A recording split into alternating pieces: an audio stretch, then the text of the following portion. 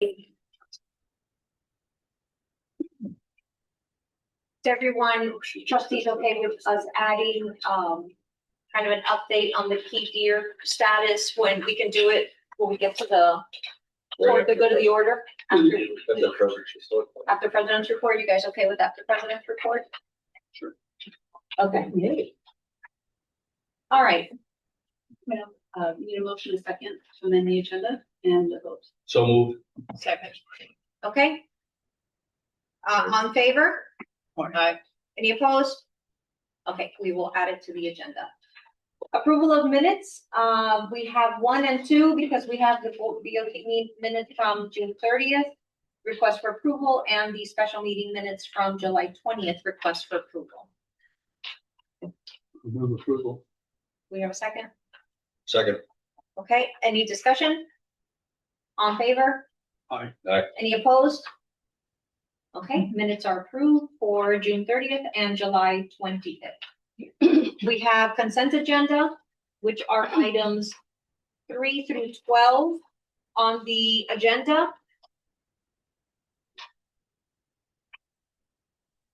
A request for approval. See notes. Any motion on the floor? I would move approval if there are no questions. You said through 12? Yes, it's 3 through consent. 12. Yeah, 3 through 12, consent agenda. Well, There's no discussion. Yeah. There's a motion to approve, but it's in the second, then there's discussion. Correct. So we have trustee Downer motion. Is there a second? I'll second. Okay. I have a question. Doesn't that then get removed? No, it's motion, second, No and discussion. Right, but my understanding, and correct me if I'm wrong, my understanding of the rules for the consent agenda, if any board member would like to remove something for discussion, they remove that item, and then the rest get approved, and then that item gets addressed separately. Is that not correct? That's, yeah. Okay. So item number 9 will be removed at the request of Trustee. And 8? and 8. Yeah. Okay. Trustee Broughton, yours was item 9? You want to do item 8 first? Yeah, well, let's move approve to the others. Let's approve. Okay. 8 and 9 are the only ones that are going to be discussed. Absent any other requests, is my understanding. Yep. Yeah. Okay, so can we move for items 6 through 12 on the consent agenda, except for 8 and 9, which will be separately. 3 through 12. 3 through 12 with the exception of 8 and 9. The exception of 8 and 9. Second. Okay, any discussion? Can you take a actually move to, yeah. Madam Chair, can I have a roll call?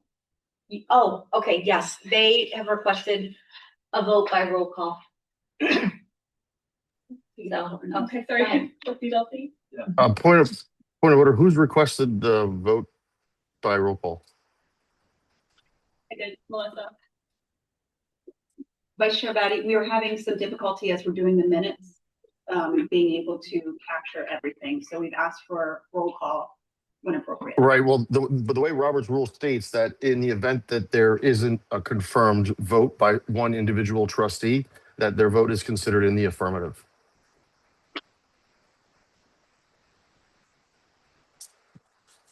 Do you still want roll call? I don't think that it's necessary for this consent agenda item. Okay. All right. Okay, so who moved for approval on the 3 through 12 of consent agenda minus 8 and 9? Approved. Any second? Second. All right. Okay, I don't think we have any discussion on that. All in favor? Aye. Any opposed? Aye. Okay, so trustee Batty, yours was for approval? Your aye, right? Yes, ma'am. I was just late to unmute my button. Sorry. It's okay, I want to make sure. Okay, so 3 through 12, with the exception of 8 and 9, are approved. We can do it in order. Trustee Dulce, you have for a discussion for consent agenda item 8? In the future, if you're being asked to vote on something changes, could we get it redlined or highlighted what changes been made? Because I followed the pages that were given and a few of them went exactly where they said, but the others I could not find what was being changed without having the original even, and then the new one. But it would be really helpful if you want to call it redlining or striking or highlighting or whatever, so we'll know what's actually been changed. I agree. Some of it is marked like that. Is it? Not all of it. Some of it is. Right, and there's no consistency on that. And I was able to find some things and not That's, others. that's Yeah. a good point. Okay. I would like that in the future. I'm not holding this up, but I would like to Makes make sense. changes, especially when it's 125 pages. Would you still want the 350 summary? No, the booklet, the handbook. So would you still like the summary document of the changes on one Please, page yes. and then the track changes pages? Yeah. Yeah, Showing the changes. Does that at least get me to the page? that will work. And then the highlighted area would be what was changed. I We would can make appreciate that that. happen. Yeah. And however you want to lay that out with highlighting or striking or whatever, as long as it's consistent, please. That's the only thing I have to say on 8. Okay. All right, so for item number 8, is there any other discussion, concerns, questions? Okay, is there a motion? Move to approve. Is there a second? All in favor? Aye. Any opposed? Consent agenda number 8 is approved, and then we have number 9, trustee Burton. Yeah, number 9, page 134, cites, I guess this is for you, a lot of new courses added. And a BS in marine resource, is that a new BS degree? No, sir. So last month we brought catalog updates to you and you asked, is this everything? And I said, to my knowledge, yes. So there were some courses that have been previously approved, programs previously approved, but the actual change in the wording did not migrate. And so you'll notice that I have to look it up, but one of those listed certificates, the change is simply one letter or something like that. But these changes have to be brought to the board because it's a change to content. But please know that those changes have already been approved by the board, this board. And this particular change is what you stated as far as a letter? So it's the difference is between saying, here are the new courses that are approved and then showing those courses clearly in the course requirements for a specific program of study. And so you will see red line changes on each of these listed programs.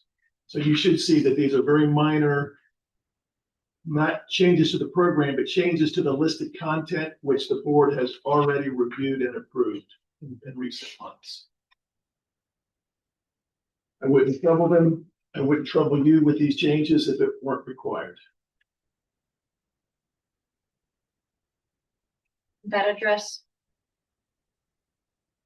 Just that address your question? Well, I haven't gotten to the question on the BS for marine. I was trying to get down to the BS for marine resources. Is that because of the change that you see on page 142 of the PDF? If you, okay, 142, 144. here. I got it there. So you'll notice we add on for that specific question, I apologize. You'll notice that we added the new course, which is optional. So it's not, so the option is advanced research diving or the new OCB 3625 marine ecosystems or directed individual study. So those are the 2 new ones. In green. Well, it's the one new one. That's actually one long name that you're seeing. Oh, OR. So So the- OCB 362, okay, marine ecosystems 3. What is the 3 that's to represent? So the history on that is that some of the students were unable for health reasons to participate in advanced research diving. And so there were many requests for directed individual study. And so this is an extra option for the students to participate in a class that is also closely related to the program of study. So it provides students with a number of options that are appropriate to the program of study. So other than that, the BS and marine resources hasn't really changed. I see no other changes, sir, and no other changes. That's correct. I like the green highlighting what the new item. If you're going to delete something, I recommend you do it yellow. delete is yellow or strike strike through. Or out. red line, yeah. Or strike out. Well, red is, I think it's really a choice of color. I find usually the computer program picks my color. Yeah. Yeah. Oh, well, Yeah. the tell Bill Gates the program's one. That's all. And I mean, when we do engineering change those, so we typically would delete it yellow and green. And red means problem. So red Okay, is to be avoided unless you're really trying to, hey, this is a problem. So I would avoid red. Green is blue addition, yellow is being deleted, or strike out as being deleted. Well, maybe both, yellow and strike out. My suggestion. Okay, legend. that's it for, once we get used to it. And then marine tech new courses, item G. I will join you momentarily. Right away. Marine. Page. New courses added to, yes.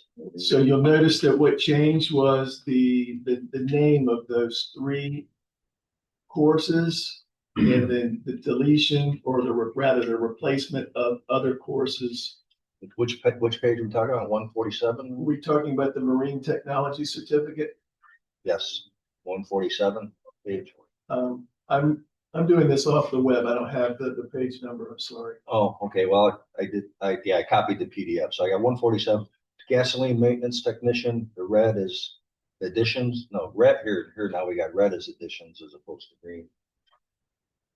It added the word outboard to Yeah. 3 of them, Which is fine. and That should be 4 good. cycle gasoline engines, deleted a couple of courses and added them under additional elective options. Okay, delete is fine. If you leave the strikeout, you make that yellow in the future, I ask. So again, these are courses that we brought to you recently, and this is just now demonstrating them in the list of courses within a program of study. Okay, I'm good with number 9. No further question. Okay, Move to approve. we have a second? Second. On favor? Aye.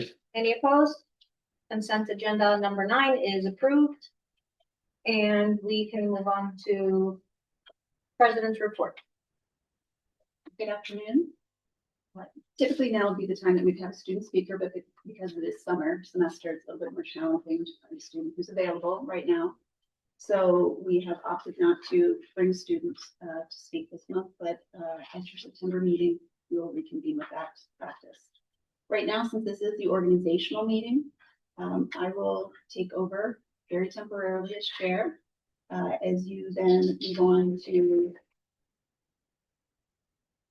a selection of officers. And it's for chair, vice chair, and secretary, correct? It is for chair, vice chair, and then the chair has the opportunity to just appoint a representative to the foundation. Okay. So, do we have any nominations? We'll open nominations. Who wants to be chair? Chair. Nominate Alexandria Suarez as the chair. I'll second that. A lot of jobs. Alright. Do we have any other nominations for chair? This is chair of the, Board of Trustees. this board trustee. Mhm. He's already chair. It's But it's organizational the meeting, Bob. We gotta do it again, because it was a new board, and the former chair was part of the old board, so it left a vacancy. And so Okay. she's been acting chair, and now she's been nominated to be chair. Well, I guess that's a good thing. The Board of I'll move to Trustees. close nominations. Second. Nominations are closed. We would need a vote. All in favor, say aye. Aye. Aye. Any opposed? Hearing none, congratulations, Madam Chair. Thank you. We will now accept nominations for vice chair. I nominate Peter Batty for vice chair. Second. There a motion to close nomination? You close nominations. All in favor? Aye. Any opposed? Hearing none, congratulations, Vice Chair Batty. Thank you. Chair Suarez, we have the opportunity to appoint a couple meetings ago. Trustee Curtis was appointed to be the foundation, the FK Foundation rep for the Board of Trustees. How you doing, trustee Curtis? I'd love to stay on Perfect. Foundation Okay, board. so I would like to appoint trustee Curtis as the appointee for the Ocean Foundation. Foundation CFA Board. Foundation. Noted that. Congratulations, trustee Curtis. So just want to take a moment as I continue on with I'm turning it back over to Chair Suarez, the meeting. As I continue on, I want to again express my gratitude to the board for providing me an opportunity to serve as the interim president for as long as you deem appropriate. I want to take a moment just to remind everybody, as you were onboarded, you should have received, and it is on our website, our college's strategic plan. If you need a fresh copy, just let me know. I'm happy to send that out. Melissa will always be available to send you any materials that you need. On this is our mission. Again, the sole purpose that we are here is because of the institution's mission. It also highlights our vision and our values, and then our strategic plan moving forward. So just wanted to do a friendly reminder on that one. We're carefully monitoring our enrollment for the fall semester. Our classes are starting in just a couple weeks. Traditionally, July and August are our heaviest, busiest months for fall enrollment. And fall is when the college recruits the majority of its new students. So as several programs have not completed their registration, we know nursing is approximately about 85% registered. Our apprenticeship program has not enrolled their students yet. So we're waiting on those programs to get enrolled. And again, just naturally, organically, this is a heavy time of registration. So our advisors, we have a lot of advising appointments with both returning and new students. So we expect to see that enrollment materialize in the next few weeks before the semester starts. An interesting fact, though, last year for fall of 2025, we had 78 total new dual enrollment students. At this time last year, 68 of them had enrolled. This year, we have 90 new dual enrollment applications and 68 have enrolled to date. So we do have an expectation that we are going to go in there a little bit more dual enrollment for the fall semester. As of last night, we have our FTE, which is trending slightly down from last year. But again, based on what I just explained with regards to dual enrollment, apprenticeship programs that they're not enrolled yet, and that our nursing programs only 85% enrolled, we feel we'll make up some of that distance on that FTE, and we monitoring that on a daily basis. So again, we expect our enrollment activity to remain strong throughout the remainder of July and August as these students complete the enrollment process. I was going to provide an update on the Big Pine Key property, but if you would like to table that until at the end of the report, I can do that. Okay. And then Armor Act. So this was House Bill 757. This is a large undertaking to implement some of these guidelines and regulations. So I did want to recognize that Carla Malchheimer, she is the college's registrar. This is pretty amazing. She was tapped to serve on a safety work group with Chancellor Kathy Hebda. So this is a very small group, about a dozen individuals. She's the only registrar in the Florida college system that was tapped to serve on that committee. So we're extremely proud of her and all the work that they are doing. I'm part of a larger group along with a couple other employees at the college. We will be traveling up to Orlando to meet with the chancellor and her team for a face-to-face meeting on August 6th. Regarding the Armor Act and implementation. We've received a draft of the regulation that will be considered by the State Board of Education regarding this at their September meeting. And we're going to again continue to get a little bit more into the details at that meeting on August 6th. With regard to, I want to just put this on your radar. We've spoken about before, Florida Administrative Code 6A. 10.0240. This is minimum standards for admission to Florida college system institutions. So yesterday, Dr. Faravallo, who is the executive vice chancellor of the Florida college system, stated that the implementation is not going to impact our fall enrollment. So Florida DOE has said that this is going to impact spring. They're going to provide us with additional guidance. So it's not unusual at the end of a legislative session, again, similar with the Armor Act, that there's legislation that is passed and it takes a little bit of time to get the Florida Administrative Code in place and get things approved by the State Board of Ed. So this is one of those issues that as they're working on guidance, we'll keep you posted, but we expect to have implementation for the spring semester. If it had been impacted for fall, it would have a potential impact on 6 of our current students. So just so that you know, with the new regulations, the potential population that would be impacted with these relatively minimal 6. To those 6 students, though, it would be very significant for them, even though it's a small population for the institution. Negotiations with our bargaining unit continue, and I know that Dr. Beldier and members of the negotiation team of the bargaining unit are working to establish their next meeting date. So that has not been set yet, but hope to have that agreed upon shortly.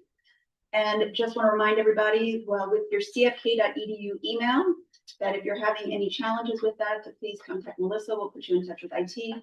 If you'd like to forward that email to another email that you check more regularly, happy to assist with that. And the reason why that's really important is that our CFK Academy governance required training is attached to that cfk.edu email. And I know a couple of you have completed that training, and thank you very much. Those who haven't had an opportunity to complete it yet, we're going to be reaching out to make sure that we can assist so that you can complete that training. Again, I know it's a significant amount of time to do that, but it is statutorily required. Okay, so you have the ability to forward my CFK address to the preferred email. You'll just receive email notifications. So whatever goes into your cfk.edu email address, you would receive that email in your, I'll say, a personal or another professional email address that you check more regularly. When you go in to log in to do your governance training, though, you have to use your cfk.edu email address that is tied to that. Okay, I'll have to get back with IT. I have clashes. I got too many different email things going on. I was having clashes, and then I was unable to change the passwords other than something was on the ground. Every character known to me. So, I'll have to get back with IT and get that sorted out. Maybe some of it is due to the fact that I'm running those kind of stuff. The latest 11, I don't know, but with some help from your IT folks, I can probably trouble monitor over. But right now, I can only do that on my phone. We're happy to help so too. Good. I will make that contact. Short. That is the end of my president's report. If you'd like, I can give a brief update on Big Pine Key property. In particular, You want to do it towards the end? And can we circle back with you? And I'm done with my president's report, so okay, we'll that way we can bundle everything related to that property and the deer. Sounds good. Okay. All right. CFK Academy, But we put the key deer as after the Oh, president's we have report. a motion for that. yes. Yeah, we already Yeah, did well, that. Right, so Okay. it's next up on the agenda, which I think is what We have Dr. to- Snyder was talking about, yes. I think it's really clear. You want to do it now? You okay with us doing it? Okay. Thank you. Good time. Okay, so just an update. I wanted to thank Chair Suarez for coordinating with Ms. Preziosi this past Friday evening. And then Ms. Preziosi at the property, and we spent about 3 hours waiting for one or more of the deer to come close to the back gate and to see if they could exit. While that effort didn't yield what we had hoped, it was a wonderful experience working with Ms. Preziosi on that. And after we had conversations, I provided her with a combination to the back gate over the weekend in case she was able to see any of the deer that were in close proximity. She lives much closer to Big Pine. She's on Big Pine Key. I am not. So she could get there much more quickly than I could or any other staff member. And again, while that did not yield the outcome that we had hoped, it was wonderful working with her to coordinate that effort. Right now, U.S. Fish and Wildlife Service has been on the property. They were on there yesterday. They are on there today. They are moving forward with another strategy to remove the key deer. Unfortunately, since the last time I was on the property, somebody has gone ahead and cut a large triangle in the gate, in the fence, excuse me, not the gate, in the fence on the side that is along the dirt road, the gravel road that is owned by the county. So a large section of the fence has been cut off. I'm not sure, cut out. I'm not sure when that occurred exactly, but law enforcement is now on the property. We found out about it maybe 90 minutes, 2 hours ago. The law enforcement is on the property. They're clearing the property to make sure that there are no individuals inside of the property, the perimeter fence. And there is a repair that's going to be occurring. There'll probably be a temporary fix for now and then a permanent repair to the fence shortly.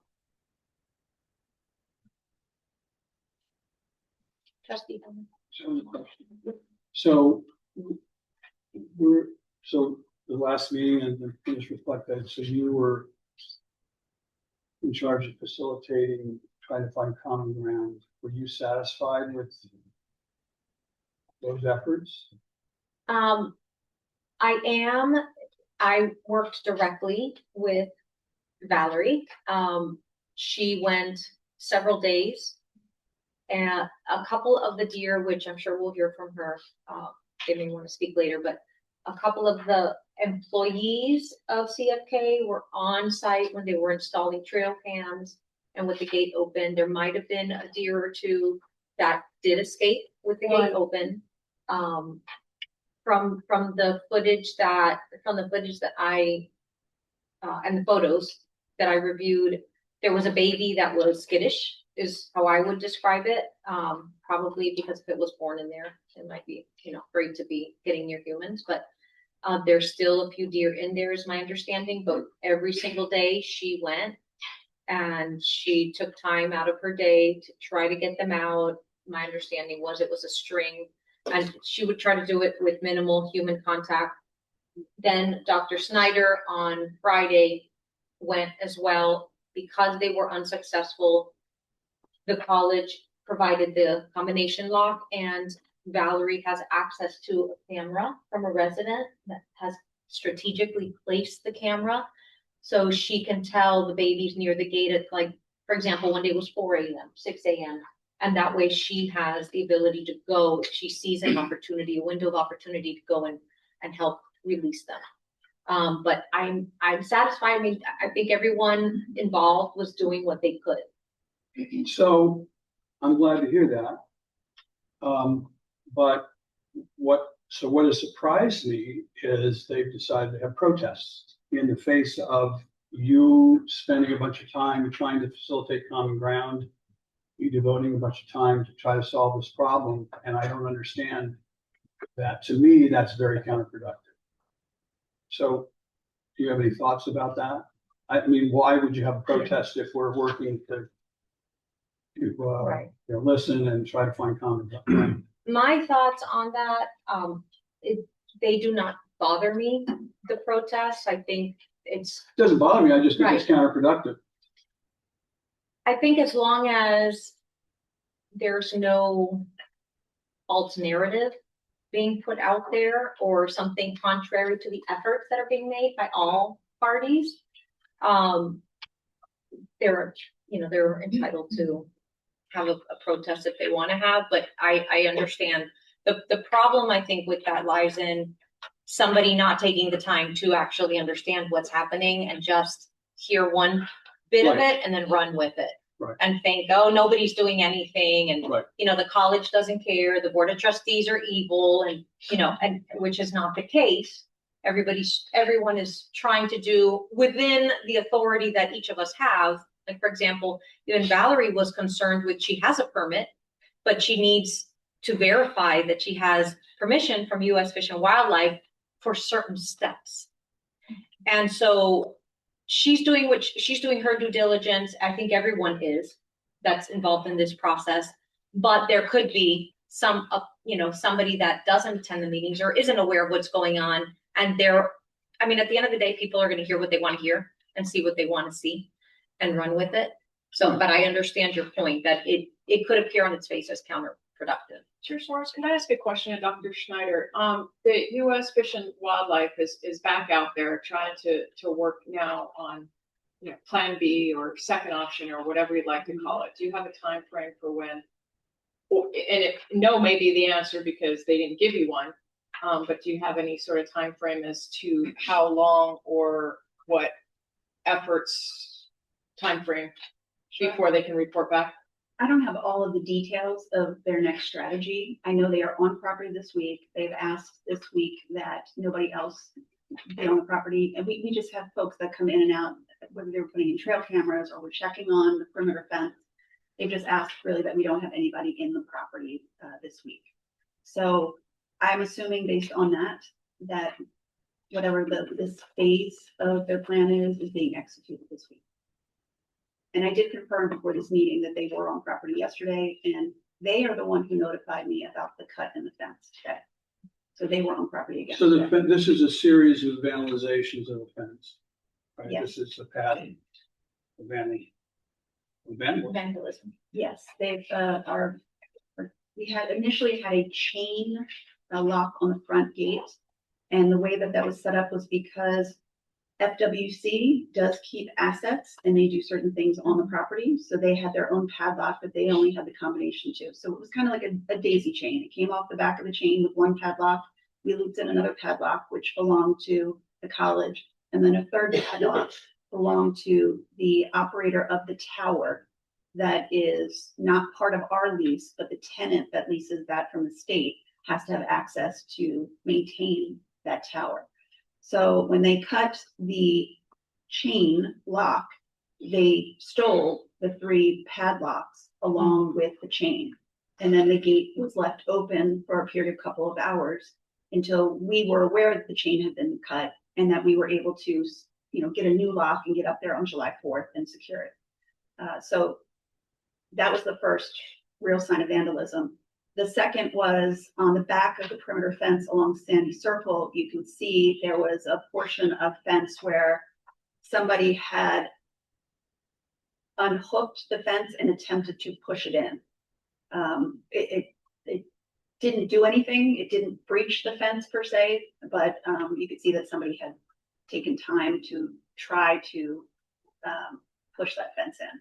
And then this would be the third instance with a rather large triangle shape cut from mid fence down to the base, clear, and then the triangle was left just on the ground next to it. Do you have any reason to believe that this would be anyone, or that this would be done other than for the reason of what's going on with the deer being in the property?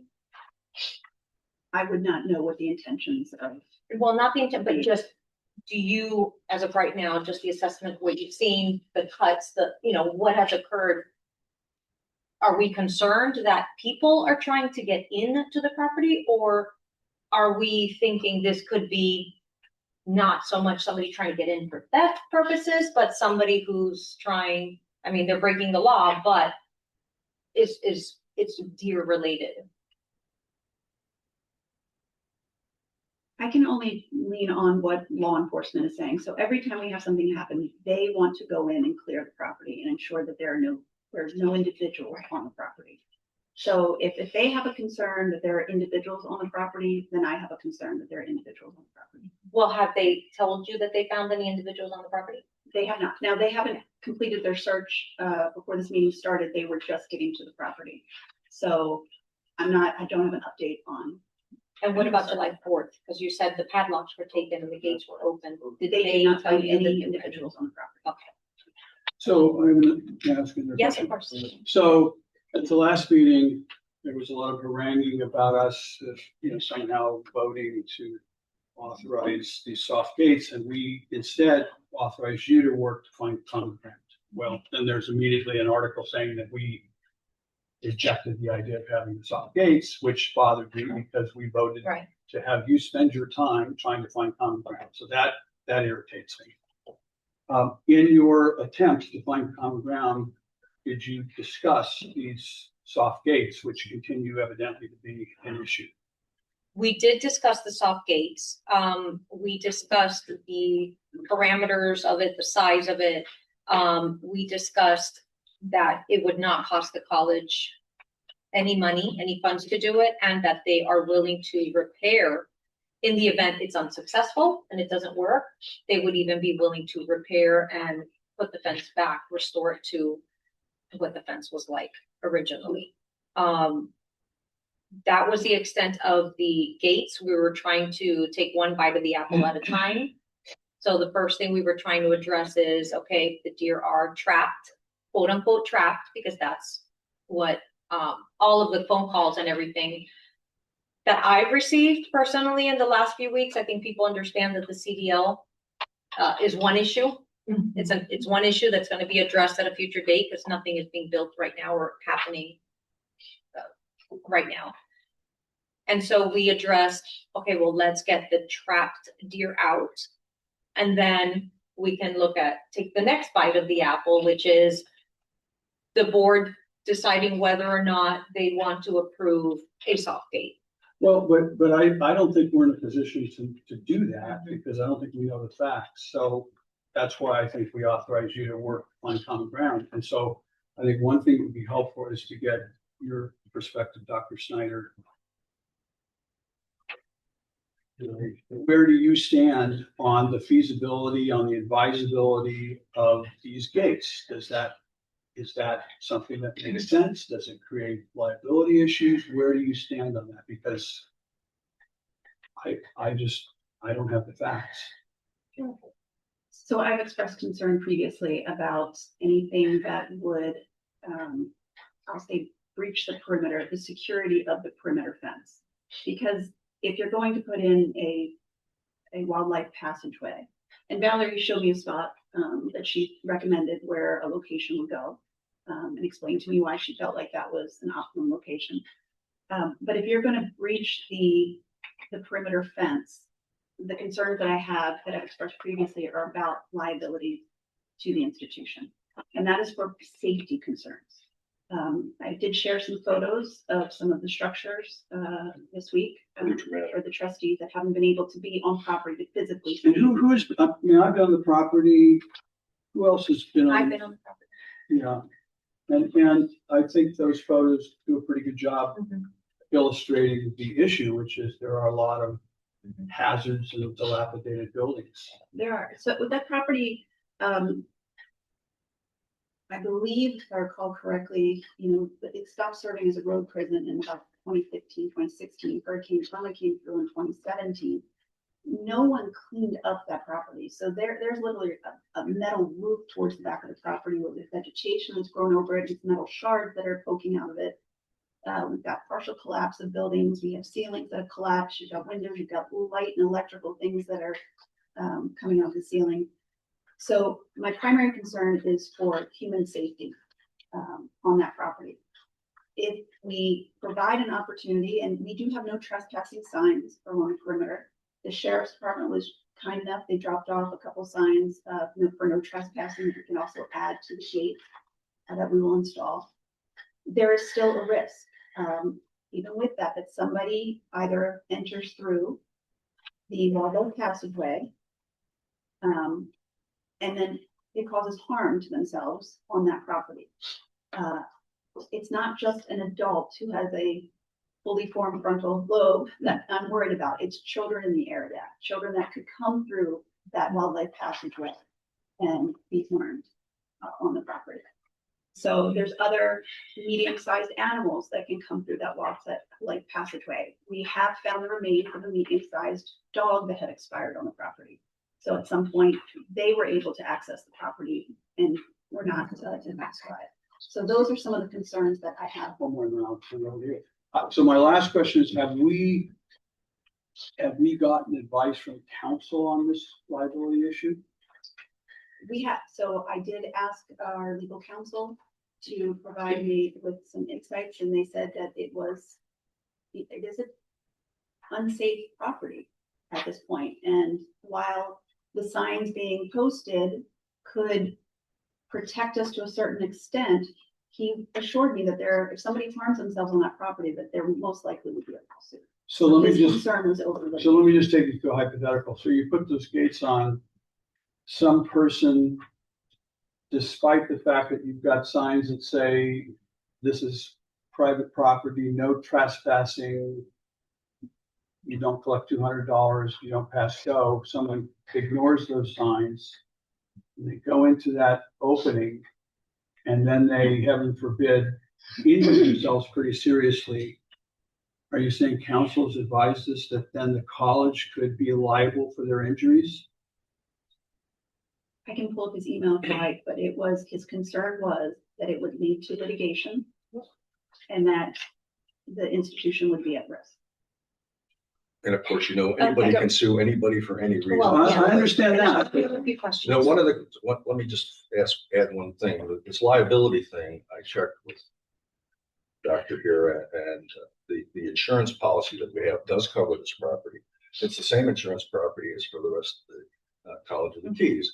So, you know, I think the likelihood of students running around and making some mischief in Key West is just as likely as going to the middle of nowhere for this property and hurting themselves. So let me ask you this, how many injury claims have been made or reports to the college since 2017 when that fence was messed up from Irma? How many claims have been made to the college for someone getting injured on that property?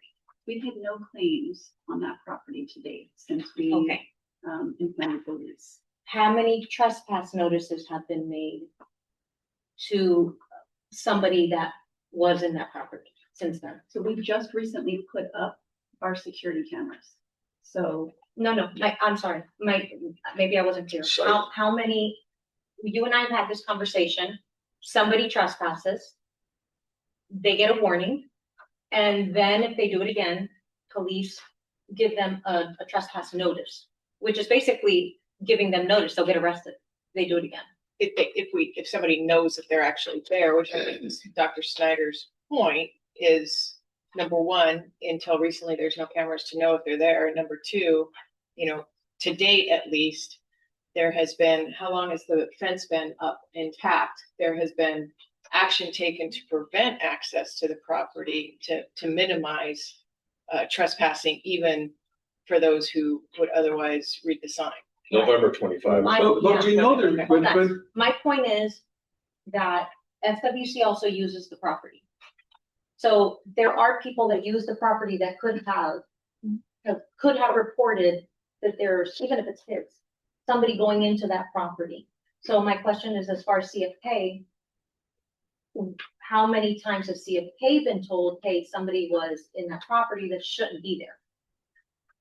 So to my knowledge, that has not occurred. We have not been told like. well, except that we know there's been trespassing because there have been at least 2 acts of vandalism, right? That is correct. Well, it's 3.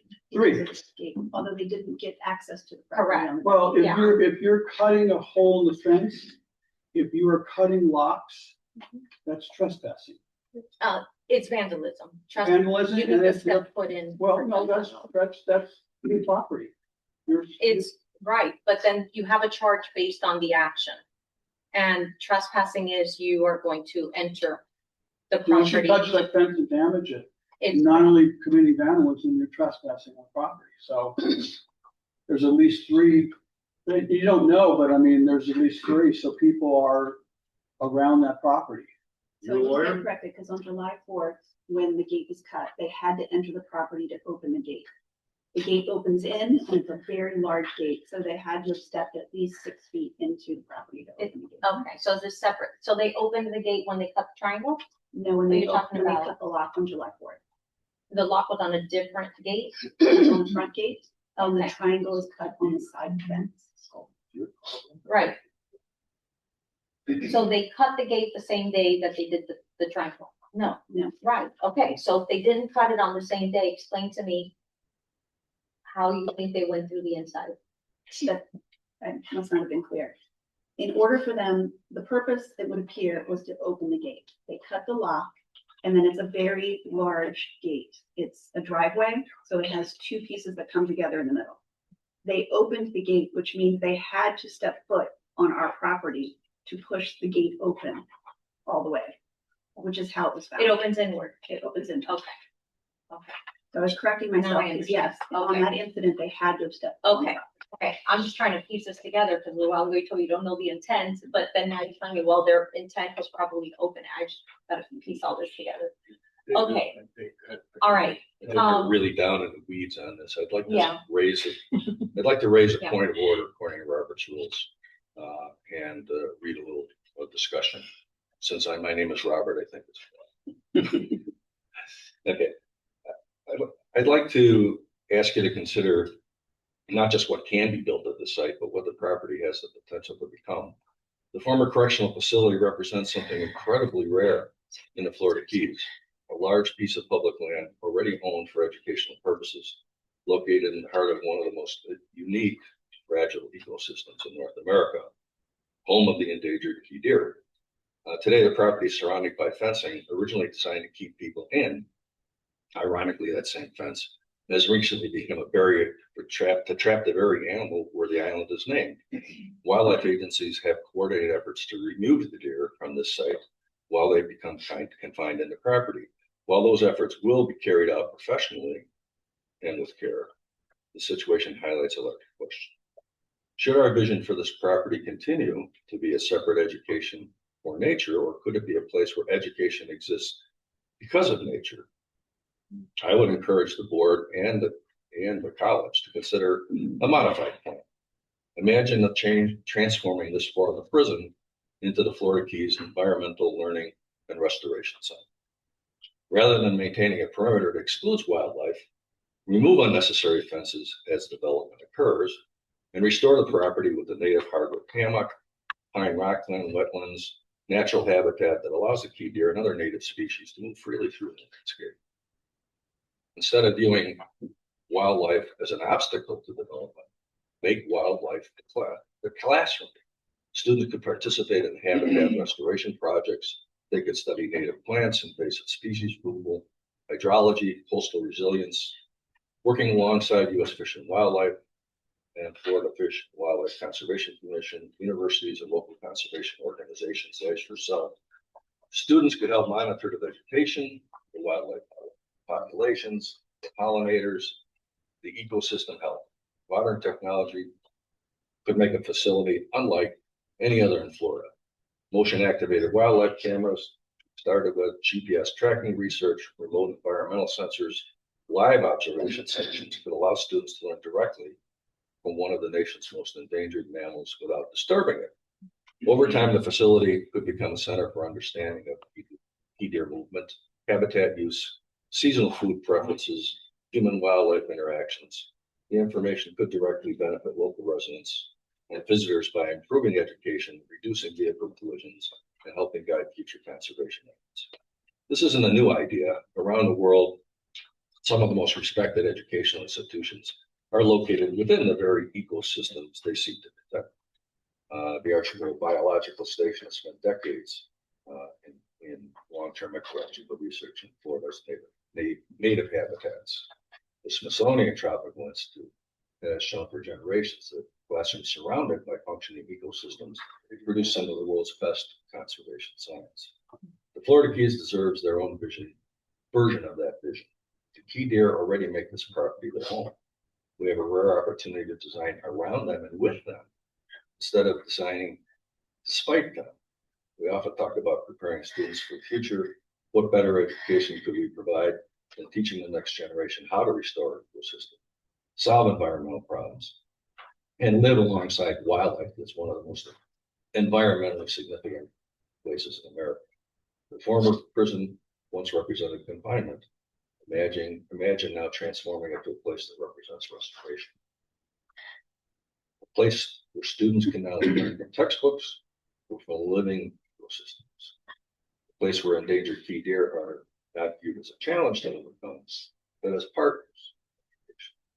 That would help us create something far more valuable than another development campus. It would create a legacy where education, conservation, and community have come together on behalf of the island's most iconic species for every generation that follows. To that end,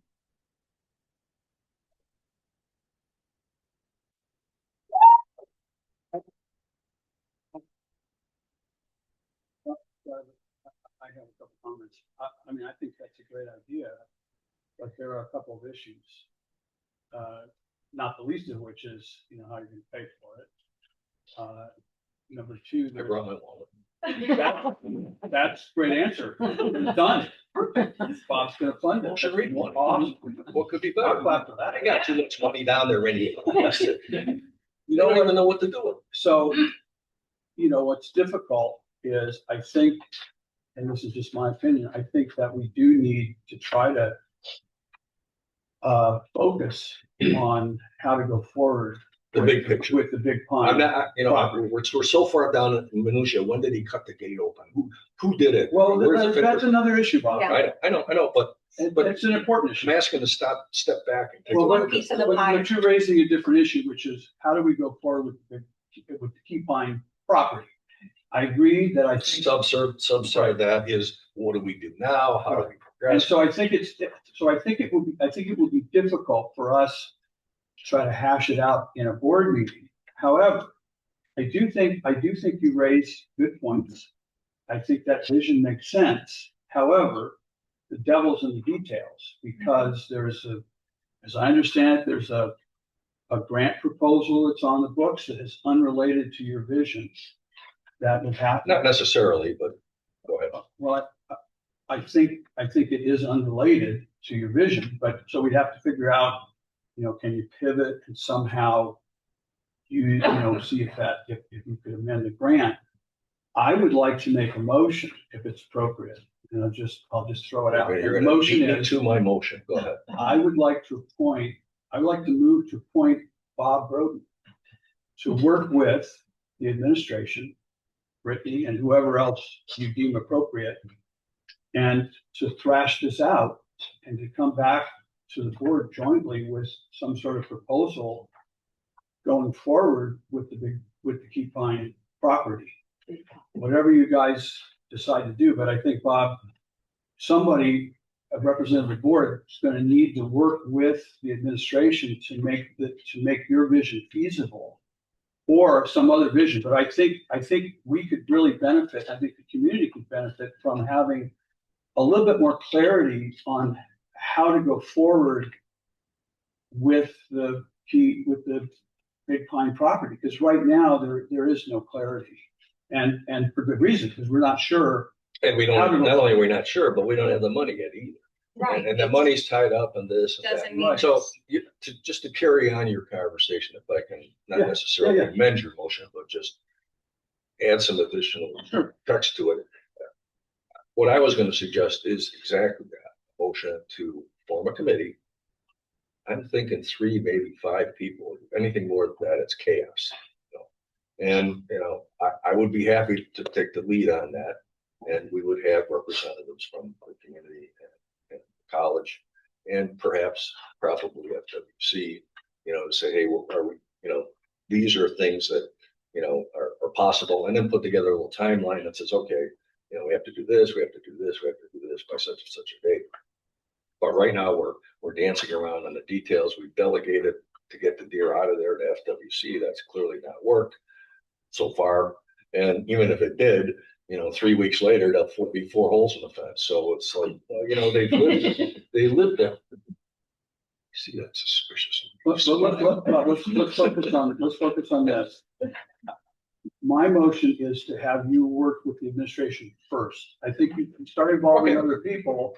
It's going to be more difficult. I think you need to focus on what's feasible and what might work. And I would encourage you to come back to the board. And if we approve it, then I think we could get community input and other things. But I think somebody, and obviously you can't have more than one trustee because of sunshine laws. For fact, and Vice Chair Batty, correct me if I'm wrong. I know that you can form a fact-finding committee, but it is easier to have just one trustee. Correct. If there's more than one trustee, we have to go through the full noticing and sunshine and agenda posting and all that. Yeah, I'm not proposing that. No, I'm proposing that you be our representative. And that doesn't mean I can't ask questions of other Sure. board members and any other representatives that have a hand in it. Particularly Milana's got a lot of environmental under your tutelage here. I think and I'll get together. We'll pick 2 or 3. Probably not you. You got your hands full. But let's pick 2 or 3 people to be. Brittany, I think you're going to need to be involved. Yeah. Okay. And for clarity, this is as to the best use of the actual property. Yes. Okay, just to make sure, because we still need to find a solution to. And among the options that you should consider is whether we want to even Keep it at all. use that property. I'll tell you, after what I saw, I wouldn't take it. However, given the unique location of where it is and the opportunity that the college has to develop this into something bigger than our original thoughts, let's, But, then it could include, the aquaculture stuff that we talked about, a number of other things that could fit. but one thing that I would encourage you to think about is, we have a finite amount of bandwidth. We have lots of issues facing us. The college condition is pretty fragile. And so to try to develop that Key Pine property with something that's brand new is going to absorb a lot of management bandwidth at a time when we've got a lot of other issues. So it's just something that should go into the mix. Yeah, I don't think that what I'm proposing is that different than what we originally proposing, with the exception of the CDL part, which we need to kind of set aside. Let me So put let together. me restate the motion and tell me if you agree with it or disagree. I move that the board appoint Bob Broughton to work with Robert Broughton to work with Dr. Brittany Snyder and whoever else she deems appropriate to really do a deep dive on how best to proceed with that property and report back to the board when you're ready. And we'll go from there in terms of expanding the number of people that give input into the ideas. Is that acceptable to you? I Robert? accept and would second that motion. Okay. We put that proper form, Do we have anybody else that would second it, just to have a clean record? probably. Second. Okay, any more discussion? All in favor? Aye. Any opposed? Okay. Something else to do. Okay, and I just want to bring up, this doesn't, I want to make sure we don't leave today and have calls again that says we didn't address what the elephant in the room today is, which is, my understanding is, I know US Fish and Wildlife made attempts initially that were unsuccessful. Valerie has made attempts, not completely unsuccessful, but didn't get to the finish line of what was trying to be accomplished. And now US Fish and Wildlife is again trying to do this. Do we want to consider whether it makes sense to go ahead and put a wildlife, I think that's what needs to really, we got to discuss, whether a wildlife door or passageway should be implemented in, my understanding was it was going to be in the backside. So it's not in the main road where people, it's not easily seen, but on the backside where there's cameras for surveillance purposes, it can be monitored, including if somebody were to try to get in. I know my Ring camera, I can set it. Tell me if it's an animal, tell me if it's a vehicle, tell me if it's a person. So there is that capability by technology to tell you if it's a person versus an animal. Should we discuss, should there be a motion about whether or not, because all of the other efforts have been unsuccessful, to put a wildlife door so that the deer can get out, first of all, so they're not quote unquote trapped. We don't have to worry about any alleged taking or violating any type of federal law. Allow the deer to traverse in and out to access the watering hole that they've been using since post Irma, when the fence was, in disrepair. And then we can tackle, wait for Bob to report back to the board. So what are the issues with that? Well, so is the issue access to the water? Is that an issue? Well, I think that's one of several. Yeah, there are several. One you got to remember that, in 2017 or earlier, these deer had kind of free range to the whole area. So now, if you know things about deer, they go the same path. You can actually wear out the grass. Yeah. They go They follow the form their own same trails. path. As a hunter, we put a trail camera there for some reason because it's going to come back. It's going to come back. So if your motion is for me to clarify, to okay the deer gate, I'm all for it. Can we, well, and I don't like the concept of the deer being trapped in the property, but we also have items that are in disrepair from all the photos I have seen Oh, that that's could nuts. injure not only humans, but animals, to include deer as well. I think that they're. That have, yeah, well, they're probably smarter than humans for sure. That goes without saying, but can we do a one-way access to allow them to get out? But so that the property is secured for reentry? Well, that's why I also mentioned FWC, the property isn't completely abandoned all the time. FWC comes in and out, they store a boat, they store things there, Oh, so is that there's right? movement. They still are out there. I saw, I think it was a boat, like a John boat or something, There's I no saw water. that was there. They have stored, but we You must okay could that. not do that anymore. Yeah, I'm not in favor of a one-way gate. I mean, these deer are gonna go in and out, and there's gonna be dogs, there's gonna be cats, there's gonna be rats, there's gonna be, all kinds of critters, alligators, I don't know. But, that are gonna go in and out, and we'll work this plan, as a more holistic thing, that, well, what should this property really be? I think But until we get that vision and you report back and a determination of what the property should be, I hesitate to open up the property to more access as opposed to addressing the current concerns of the college, which are the 4 deer being trapped inside. We have been trying, and FWC has been trying to get them out of the property so the property could be secured pending a determination of the benefits of a more consolidated plan well, that the you more- may come up with. The But more I'm access, though, they've been open, it was been wide open for a decade. Well, that's the part that I struggle with. But not since Hurricane Irma, But right? it's been in Not, this disrepair since it's been in with the disrepair. fence down, and that's why I was asking, how many times have we actually had an issue since Irma? There haven't been any.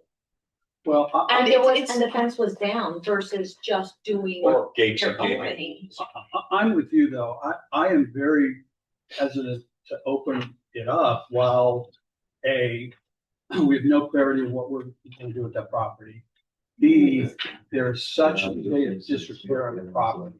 C, we've been advised by council that we're taking a big risk in terms of liability. I think at a minimum, what I'd like to see is efforts to remove the deer continue. B, have clarity on where we're going with the property before taking that step.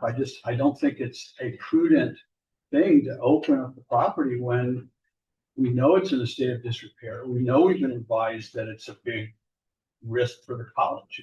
It doesn't make any sense to me. But it's been in a state of disrepair since 2017. That's We're true.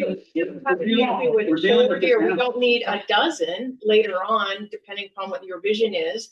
And Well, whether we're still on the trustees or not, what ultimately the college is going to do on that property, I think, in my view, has to be primary before we take a step to not secure the property. And rather than have 4 trapped deer, we have a dozen or 2 dozen that have become accustomed to the property and have created a larger potential issue and exposure to the college than what exists now. I'm trying to confine problems for habitat and for the deer and for the college, and until there is definitive direction on what's going to be done with the property, and a real plan for the property, as opposed to potentially expanding the property and the upset. I think the problem right now is 4 deer, and we need to address that to the safety of the deer, absolutely, but not in a way that could potentially create larger issues. And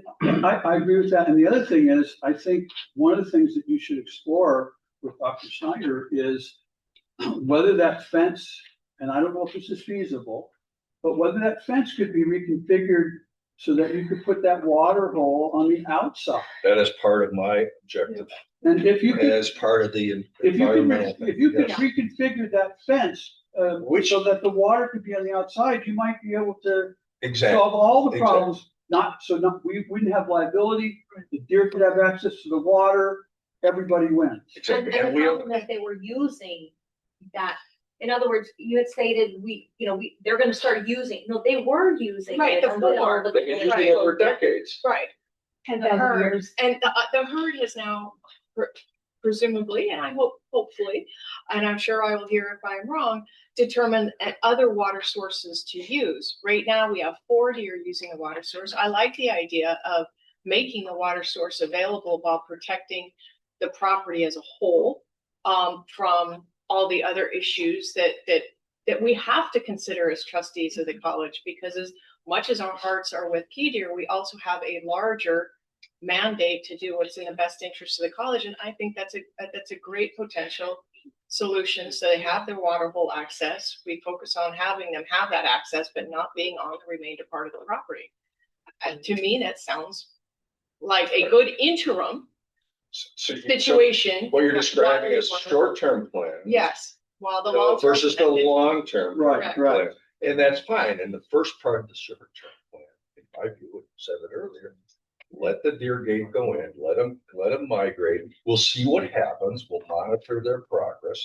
And then we'll look at my view is move that fence, and maybe even cut half of the property off altogether, leave, the part of it as more of a natural habitat and keep the building, which we want to build a 5,000 square foot building and the driveway and other stuff, in the area that we want. So, I see it as short-term versus long-term, but right now we got a short-term problem that's killing us in publicity. And we're hurt, But it wouldn't take long to move a fence. It would probably take as long to move a fence as it would to put up a 2-way door, right? And in terms of publicity, No, not exactly. the idea of having protests, being forced to act because of protests does nothing for them. In fact, it's counterproductive. And I'm not going to be bullied into taking actions that are counter to the interests of the college because, people don't want to collaborate with us. So I don't think the that's not college is gonna work. against the deer at all. Well, No. clearly, but you would never get that And to from be the protest. clear, I don't base my decisions on what anybody says. Right, Not even yourself. right. What about your husband? And he would agree with me, no, because I have one boss and he's up there. That's my own personal opinion. I agree. So, we get you can even break it down into very short term. So the short term is getting the deer out. Well, we failed at that. But that's No, the we all problem. failed, we just No, continue, that's- continue to work at it. That's the problem. US Fish and Wildlife has tried. We've even granted it for Valerie People don't want Curtin to try. It's And very, now US Fish and Wildlife is trying again. I'd be really, really surprised if they succeed again by the methods that they were using before. No offense to US Fish and Wildlife, but brooms. I agree. And Yep. so at this point, it's like we've been at this for months and months and months. Even allowing the same people that are protesting and the same people that said, I have a plan. And that Same plan. people that couldn't- criticize the US Fish and Wildlife for not getting the deer out. You know what, again, it goes back to, I don't care what anybody says, I'm just trying to get us to a resolution. And if all the efforts have been unsuccessful, then what other options are on the table? And I agree with Trustee Broughton. I understand that we have a job to do as a governing board to look out for the best interests of the college and keep us out of liability exposure. But I don't have any record that I can say, well, yeah, that could We've be a had the problem. liability, what we have. Because it would have been a problem by now. If the kids wanted to access that property, those buildings have been in that disrepair for years and years and years. And now all of a sudden, they secured the perimeter. It's not like they're taking down the fence. My understanding is, and anybody can correct me if I'm wrong, but a 2x3 door with it's not an open hole. Right. Under surveillance with plenty of signs. Give it a try. And then we'll know what happens. I mean, maybe and there nothing. is insurance to cover any Yes. that is- potential I liability. have that Listen, certificate. if there's one thing the Keys is good at say something, you see something, you say something. And those residents they have cameras set up. Their own cameras, not facing their entrance, facing the property, checking out the deer. So Well, I'm weighing the, I would be interested in Eddie and Andrew's. yeah, y'all viewpoints. are quiet down there. Put a motion on. No, what's your view? Well, you can motion.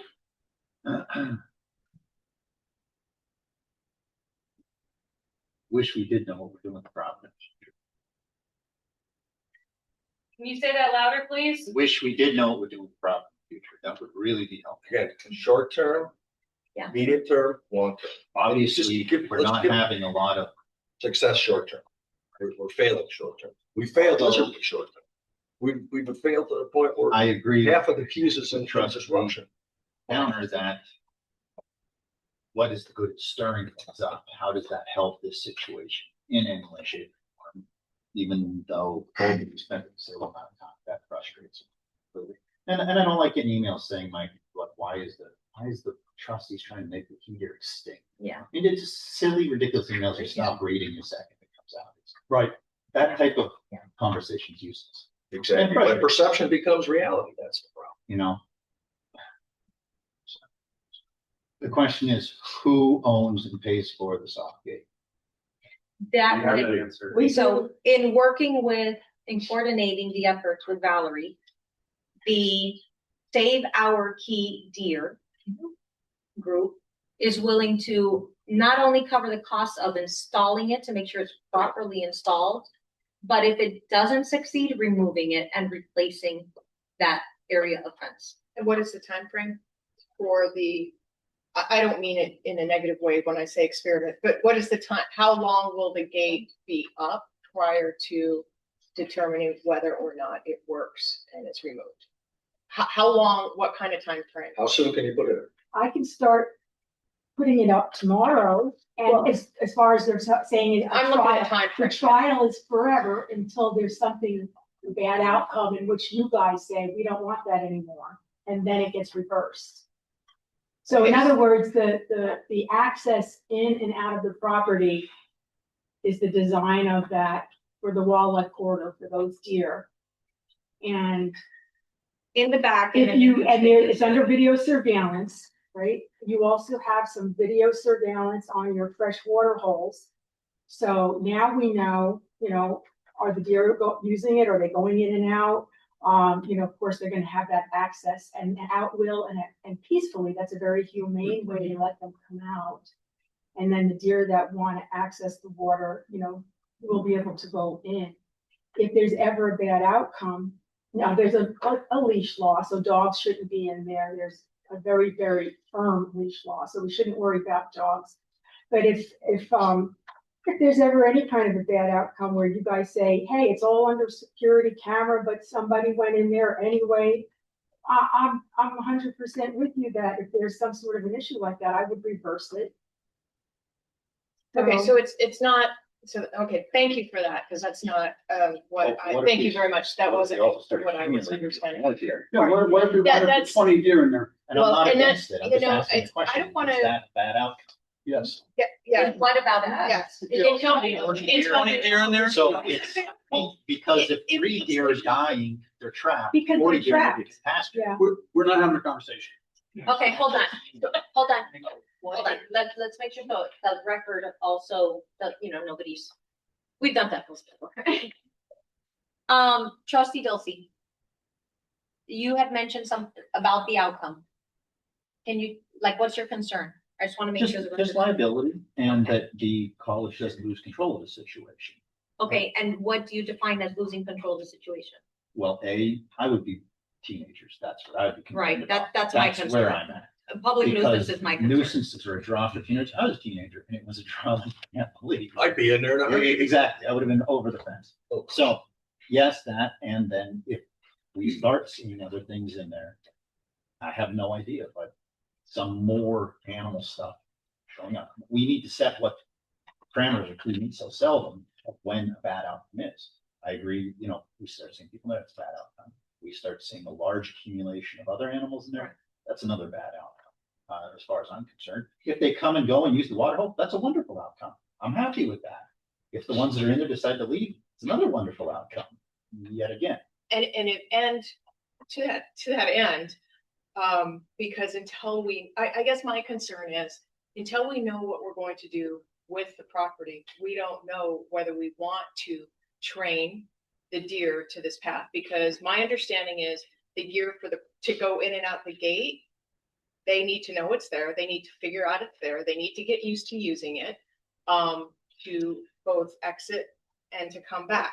And until we know what the vision and the long-term goal of the property is, not just goal, but something that is feasible for the property and workable for the property, I personally don't want to expand the number of expand this wildlife corridor, I think is what you called it, to a greater number than the 4 that have become accustomed to it. And I fully appreciate and want to protect those 4, but not to necessarily expand the reliance upon the college property until such time as we know that is the ultimate goal of the college, or that is what is going to be put into place long term. So may I ask, what is the concern with if other deer travel through there? Because then you have an accumulation of concern. You think the protests are large now over 4, that minimizes and impacts what the college can do with property. But if there's a passage, are you worried that they're gonna go in, but they're not gonna go out? No. I don't think they're gonna go out, frankly. I think they're gonna just stay. I That's mean, their territory. if they stay, they stay, and then there's not an issue. They stay, because that's status quo. Right. I mean, status. I'm just trying to either better status quo or keep status quo. So let me ask you a question. For the property. If 2 weeks from now, or whenever, we were able to reconfigure Let's that say fence 30 days. and put the water on the outside of the fence. Wouldn't it make this whole conversation move? Well, we still have the basic question of we have a vision of what they want to do with the property. Is that still the correct vision? But I think There's modifications to that. But I guess I understand your concern, and I would suggest that if we open it for 30 days and we monitor for 30 days and we see the same old 4 deer, or less than 10, I mean, I don't pick a number, and no other major trespass or conviction, isn't that a success? Short-term success. We got to take it a bite at a time, because we bit off this whole thing and now we're choking on it. We thought we cordoned it all off, and I just don't think we've made efforts to try to resolve the problem, which was to have the deer out of the property, the quote unquote trapped deer. But because that hasn't been successful, then what are the other options? And the other option that was proposed was, well, just put a soft, in and out passage for the deer. They go get the water. Obviously, if the deer travel, they're not going to stay in there. Well, I guess we'd find out, but I don't think the deer are going to go in there. And that's why I was asking about the time frame that was being requested, because for the short-term solution, respectfully, I don't know if I'm going to say forever.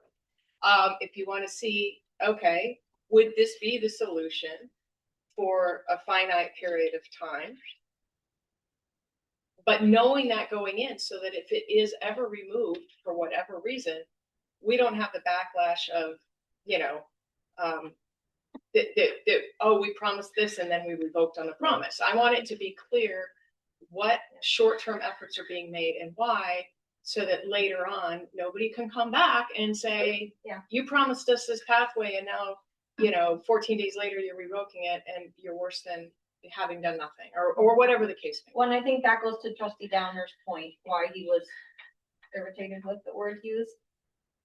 The special meeting was about what are we doing to get the deer out versus the actual door itself. We were trying to get the deer out. That was a different understanding, and was for, there was a miscommunication. Well, no, I think the special meeting specifically authorized you to find common ground, and you spent a lot of time doing that. Yeah. And what do we get for it? We get protests. So I guess I would personally feel a lot better if we had a little bit more clarity on where we're going with the property and then decide to do something. As opposed to doing something now before we have any idea what we're. The issue with that is there's restrictions and there's things that are gonna be amended and that it could be this year. It could be, who knows how long. Well, So, can I still put it there? Yes. It stated earlier that U.S. Fish and Wildlife Service is using the same strategy that they used on July 10th that was not successful. The That is rules? not what they're doing this week. Okay. They are using a brand new strategy is what I've been told. So that is why they don't need us on property. What kind of strategy? No. So they've asked to have the property this week. They have the property this week. Our personnel are not on the property this week. So I'm eager to see what outcome we have by the end of this week.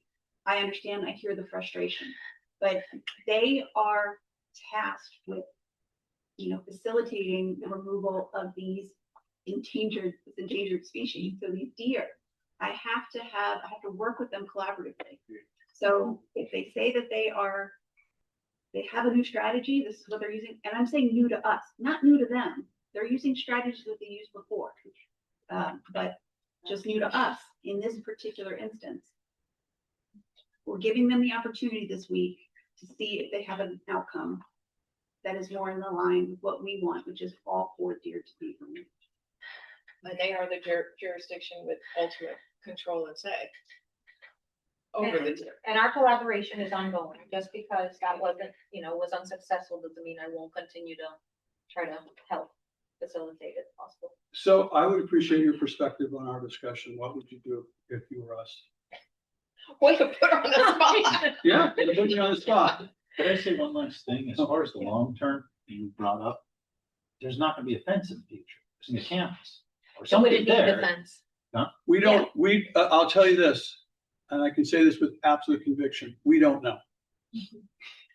Well, if We we do don't not have a know. purpose for it. We don't know. keep it We don't even going. know if we're gonna have that property going forward.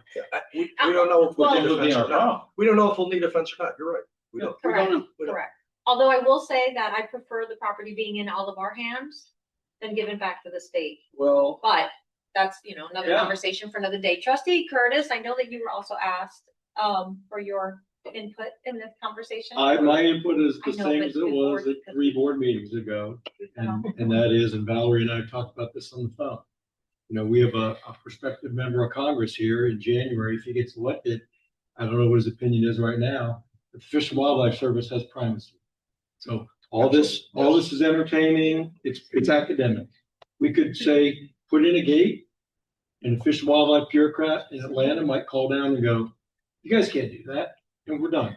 So we can do what we want here, but there's a federal agency charged with enforcing the Endangered Species Act. They have primacy. Dr. Snyder's been doing very good working with them. so can That's the same opinion I had 3 months ago. can you translate that for us? Well, I'm the only one on the board that's not a lawyer, so. I don't know what you just said. Yeah, the federal agency has in the Ecological Services Department has primacy in dealings with the key. Okay. So, why haven't they stepped in? I was looking for an old email they sent, 6 months ago saying, the deer are healthy, they've been examined, everybody relax. Everybody's been stirred up. Yeah. And We're being told by the experts. that I'm they're a fine. federal natural resource manager. I don't let people tell me how to run the ocean. Thank you, that's great. Didn't do it when I was managing salmon, didn't do it when I was managing forest. We have laws set forth, lawmakers make them, and the federal employees have primacy over. That's why I haven't said anything. Well, everything we discuss here, Fish and Wildlife may come in tomorrow and go, yeah, none of that's happened. Okay, so is there a way to ask the Fish and Wildlife people what their opinion is? Yes, I asked Valerie, I said, look, this is not my first rodeo. How many phone calls have you guys made to Congressman Jimenez? They answer to him. Quit calling us, call your congressman, it's a federal law. Get Congressman Jimenez engaged, then the Fish and Wildlife Service will pay attention. Or more than they have. That's why I haven't said anything. I've had conversations with U.S. Fish and Wildlife Service regarding the wildlife passageway. The concerns that have been expressed is that the deer are not conditioned. They are typically, their concern is that it's not gonna really do anything with getting them out or even more in, because they're just not conditioned to a deer gate, a wildlife passageway there. I also have an email yesterday from Dr. Doug Mader, who had consulted with Dr. Clayton Hilton, who is a wildlife veterinarian from Texas. I will trust Dr. Mader when he says that Dr. Hilton is one of the top deer experts in the field. So again, Dr. Mader was saying, as of yesterday, the deer are not suffering. They are in good condition. They are not exposed to predators. There is ample food and water available for them on the property right now. That was as of yesterday. So leave them be. No, he's saying work with U.S. Fish and Wildlife Service to remove the deer. Now, both Dr. Mader and Dr. Hilton raised the issues about conditioning the deer and whether or not that the wildlife gate would be effective. When I spoke to the representative with U.S. Fish and Wildlife Service that I'm working with, he was not necessarily, he didn't have an opinion one way or the other. He just had not seen any evidence that a wildlife gate would be effective. So my question remains, what would you do if you were us? I'm serious, what would you do? So in the grand scheme of things, no matter what happens, if the college decides to keep the property and move forward, it is a very large piece of property. There's ample space for the key deer on that property ultimately, and for the college with whatever programmatic offerings we want to put in that space. The challenge becomes the placement of those water sources. It's almost smack dab in the middle of the property. There are dilapidated structures to the left. There's some concrete.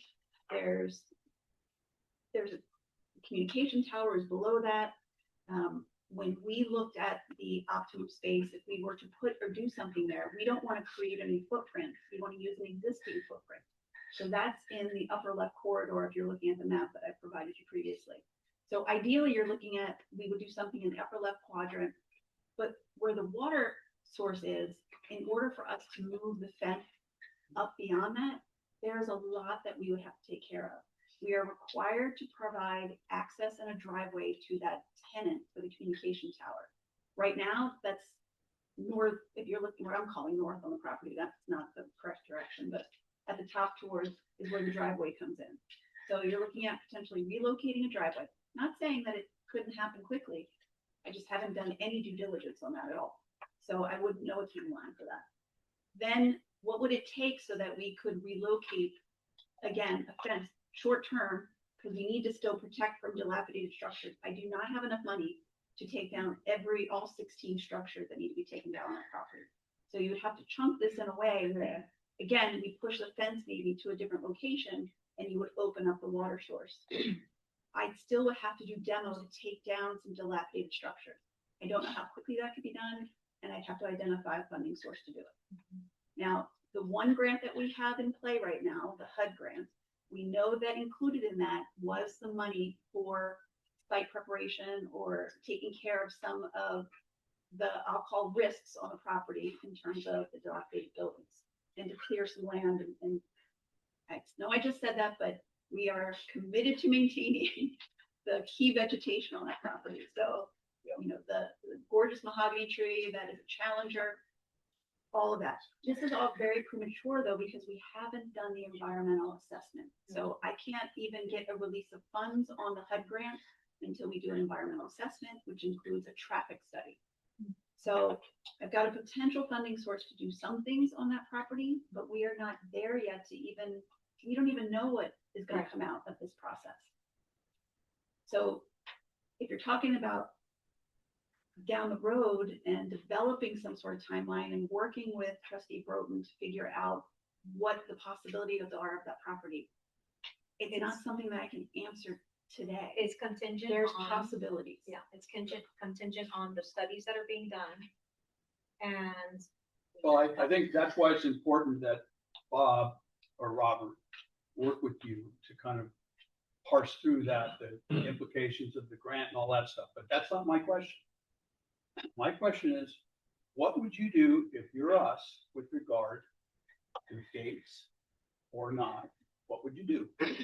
I stand by what I've stated previously, which is I have concerns about the wildlife passageway, providing opportunities for individuals to access the property. And again, not focusing on adults, but I am focusing on children in the area and them, somebody accessing that property and coming to harm. I mean, that is where my concern is. And to that end, you've mitigated that risk by putting these cameras in so that if something happens, you'll know where. But we don't have personnel on that property. That's a lagging indicator for me because we don't have personnel on that property on a regular basis. So if somebody enters that property and gains access and something happens to them, I'm not going to know. I might be able to see them on the next, if somebody's looking at and we get an alert, but it's not going to happen immediately. I can't necessarily say that we could protect somebody who accesses that property at 3 o'clock in the morning and somebody doesn't get notified because we do not have personnel monitoring those cameras 24/7. So to play back what I think you're saying is, one, you've been told by the U.S. Fish and Wildlife people that they're not sure a gate would be effective. Am I hearing you right? They had concerns whether or not the deer would use it. Okay, that's They number have one. not been conditioned to use it. Okay, number two, you're I worried agree about the with that. liability. And once someone's hurt, they're hurt. Doesn't matter if the camera recording it, they're hurt. So you're concerned about that. Is that right? Correct. And then there is risk. And that's based on going to outside counsel and having them tell you that there's a risk if the property is not secure. Is that correct?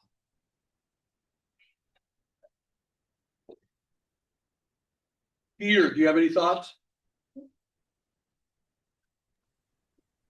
My initial reaction is I'm with Eddie on this, that we have federal agencies involved in this. As much as we put into it, I agree it's academic and it is a good for discussion and we need to be aware of the community's impact. However, we have to be mindful of the agencies that we ultimately are having to report to. And again, I'd like to thank Dr. Schneider as well for her immediate and focused diligence on this project. And so what would you do? I think he just said he's on the same answer as trustee Curtis. Correct. And that answer is do nothing? Take direction from the U.S. Fish and Wildlife, Take direction. They've already been engaged. So which they're So continuing. continue to work with the U.S. Fish and Wildlife. We have to follow their lead and continue to stay in touch with them and follow their direction. Otherwise, we don't want to see the other end of that stick, in my opinion.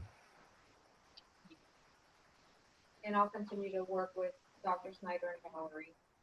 Dr. Snyder will, I'm sure, call me and let me know what, if any, success U.S. Fish and Wildlife has. And if they don't? They don't have a meeting until what, September? September 29th. 2 months. Yeah, those deer will only be approved. The two small ones, one of the deer for life. Okay, Wildlife approves the fence? so yeah, I know. In the meeting, we're gonna have a section for public comment, so just try to pin it, okay, for when you do speak. Okay, is there a motion? Is there anything on the floor before We started with the motion, we started with the date. No, those are The the big motions picture. to appoint you. Okay. Did we vote on that? It was so No. long ago. Oh, yeah, we have to vote on No, that. that's why I'm asking. Okay, so let me restate the motion. The motion is to appoint Robert Roten to work with Dr. Snyder to come up with a proposal for the board's consideration as to the future of the Big Pine property. Does that make sense? Good. Is there a second? Is there a second? There was a second, I believe. Yes. No, I second. Okay, all in Can favor? you restate the motion so I could hear it? It was very hard to hear. Yes, my motion is for the board to appoint Robert Broughton as our representative to work with Dr. Brittany Snyder and whoever she deems appropriate at the school to formulate a proposal, a more concrete proposal regarding what the school intends to do with the Big Pine property going forward and to report back at a future board meeting. Thank you. Okay, so I'll do it again. Trustee Batty, all in favor? Aye. Okay, any opposed? Okay, the motion carries. All right, I'd like to make a motion. okay, I'd like to make a motion to put in the temporary gate and monitor it with a camera. Give it 30 days. Actually, give it 30 days. We'll make an assessment at 30 days. And we'll determine what to do. From that. Assuming that it's okay with FWC. US Fish and Fish and Wildlife. Wildlife. US Fish and Wildlife. I make that mistake. FWC is still fishing. Whatever. The right agency. Okay. Is there a second to the motion?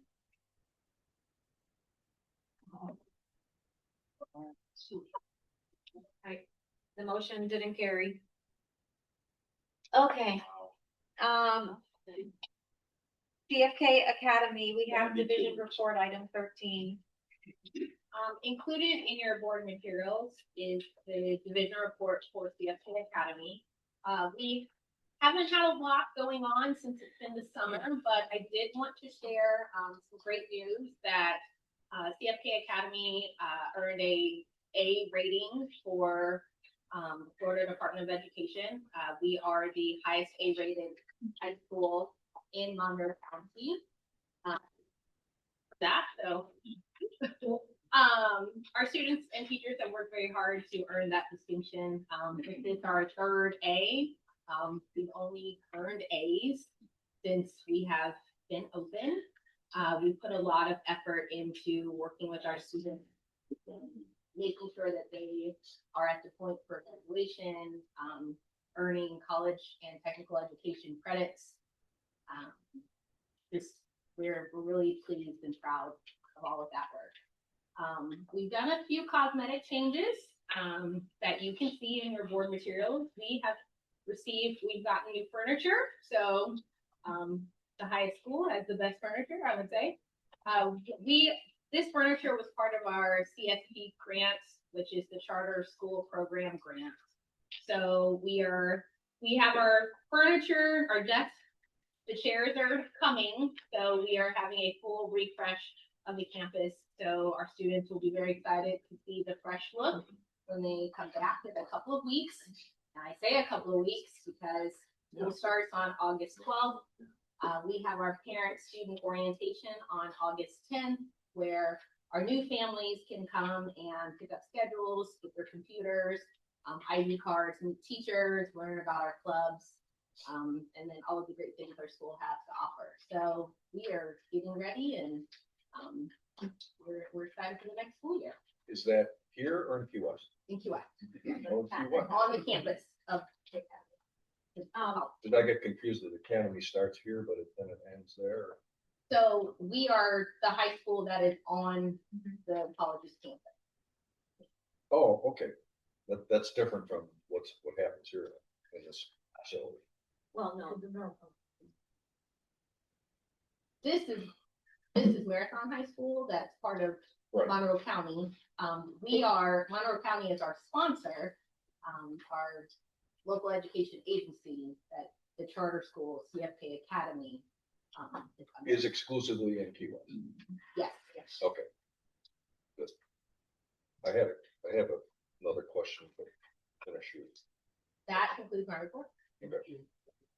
Page 224, item 2, the algebra 1, 34% of them are only at an acceptable grade level. That blows my mind. Are we at the next item, the school improvement plan? Are you looking at one of the other items? Page 224, I don't know. Well, if I just completed my division report. We're on her division report. Starts at 2:03. Oh, okay. Well, I'll share my cheat sheet with you. so where do I bring this question up? I didn't know if there was any questions about the division report before I moved on to the. Well, That's no, my only question is, when do you expect to have it fully furnished? Like, when do you expect the rest of the furniture? The chairs have been ordered, so we're just now waiting on the shipping, and time it takes, but we have chairs. So by- it's not, So first day of school, you expect, yes, Everything but to be we are ready to start. okay, We still have the chairs from the school being open, that furniture, okay, so. okay. All right, thank you. Yeah. Item 14 is CFK Academy Mental Health Plan. That is a request for approval. I will let the rest of the board know I did speak with Dr. Snyder regarding this, because in the past I have voiced concerns with, oh, no, Different. oh, different. okay, I'll table that. I will table that one. Okay, request for approval, any motion? So moved. Do we have a second? Yes. Any discussion? On favor? Aye. Any opposed? Okay, item 14, motion carries. Item 15, request for approval, CFK Academy School Improvement Plan. This is your 223. That's your cue. That's my 220, Yes. page 224, the Yes. algebra 1 scores being 34% of the appropriate grade level. What's the improvement plan for that? So that is actually in our area of concern. Yeah, One of the things that we're noticing that students that are in algebra 1, 8th grade pre-algebra was the math class that they took in 8th grade. So this was something that we noticed at the beginning of the year, that our incoming freshmen were lower in some of those mathematical concepts.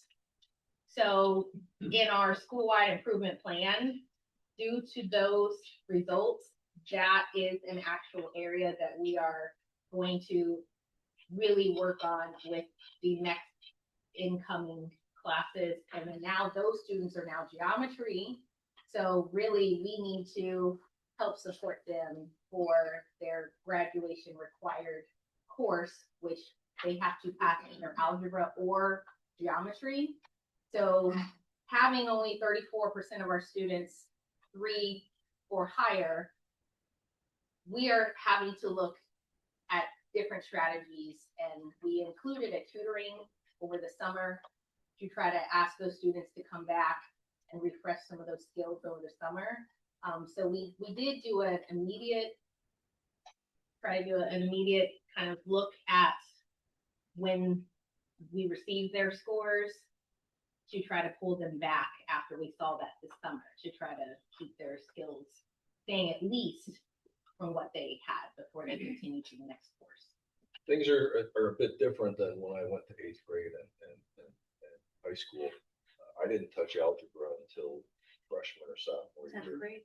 10th grade, 11th grade, yeah. So I wouldn't expect them to have a lot of algebra skills. Well, and that's true. That's the first big nut to crack. I mean, Yeah. doing algebra, if you can do your addition, subtraction, et cetera, when you start hitting algebra, that's tough. Mhm. And that usually is not the 10th grade level. And our students at our school, with them being higher achieving, this is one of the areas that we noticed. We have students coming in with higher skill sets of math, but we do have a population of students that needs more remediation. Is that by grade school? Some grade schools do better than others? They do. PKS kicks.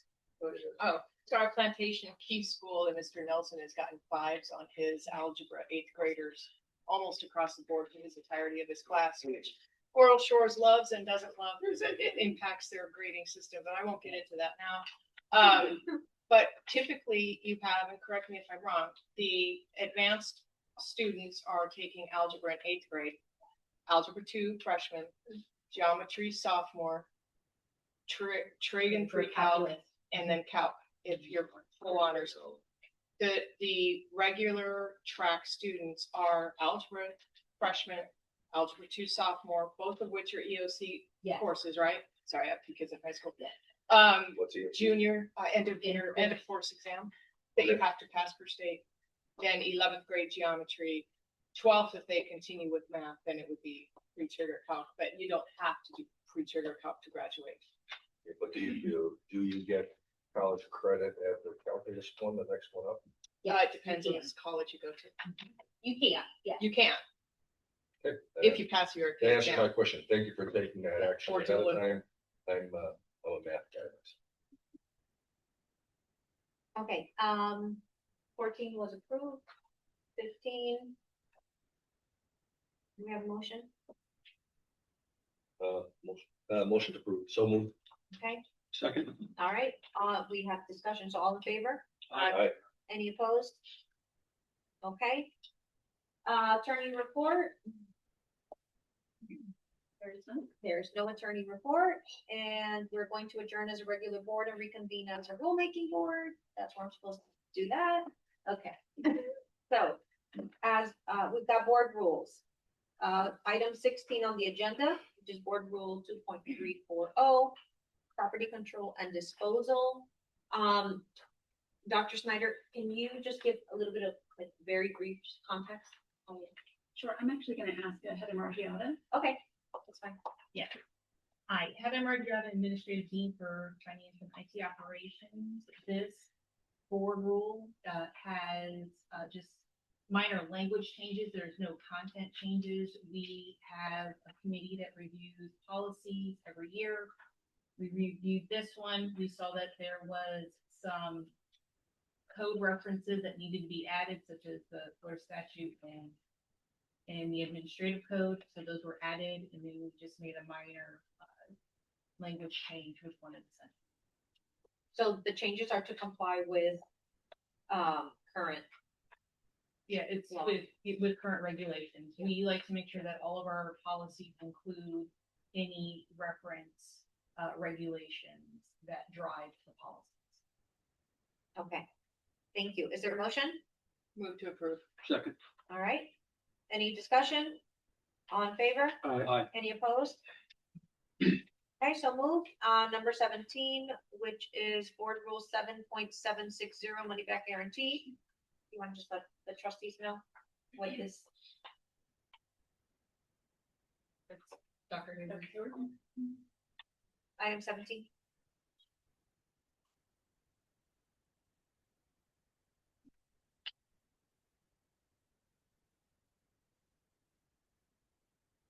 The money back guarantee rule, which we are required as a Florida college system institution to offer to students.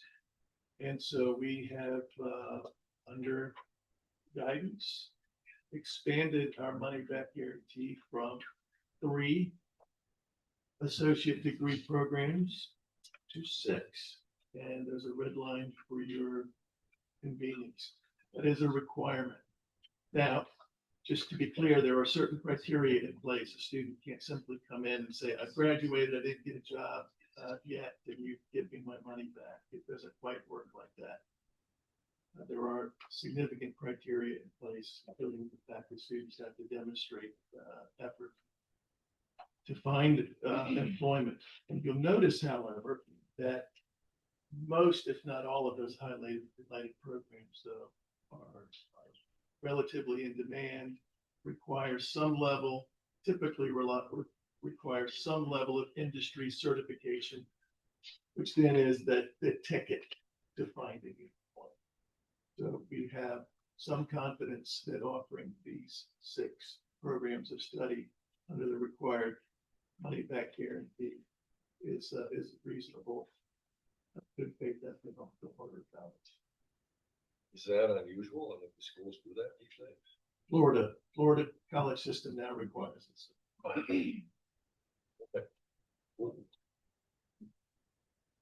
And so this is presented for, well, even though it's required, this is presented for your approval. Thank you. All right, do we have a motion? So moved.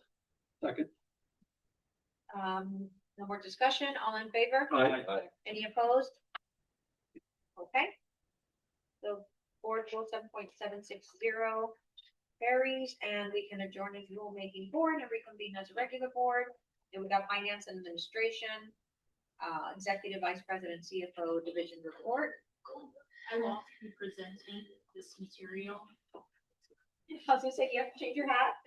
You're gonna be seeing more of me now. In the division report, I want to point out two things. One is in the business office, we're heavily working on the student receivables for the fall semester. You're going to see there's still 63% of students who still owe. This is very normal at this point. We really collect the majority of the funds for the semester about the 4 weeks prior to the start, and we're at that point right now. So right now we're seeing some significant drops in the amounts that are due on student accounts. So that's very normal.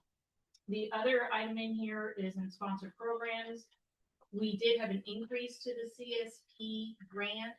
It's up to 900,000. We had to go through an amendment process to assign what we wanted to use those funds for. And this will be the last amendment, hopefully, that we're going to be doing, because this grant does end September 30th.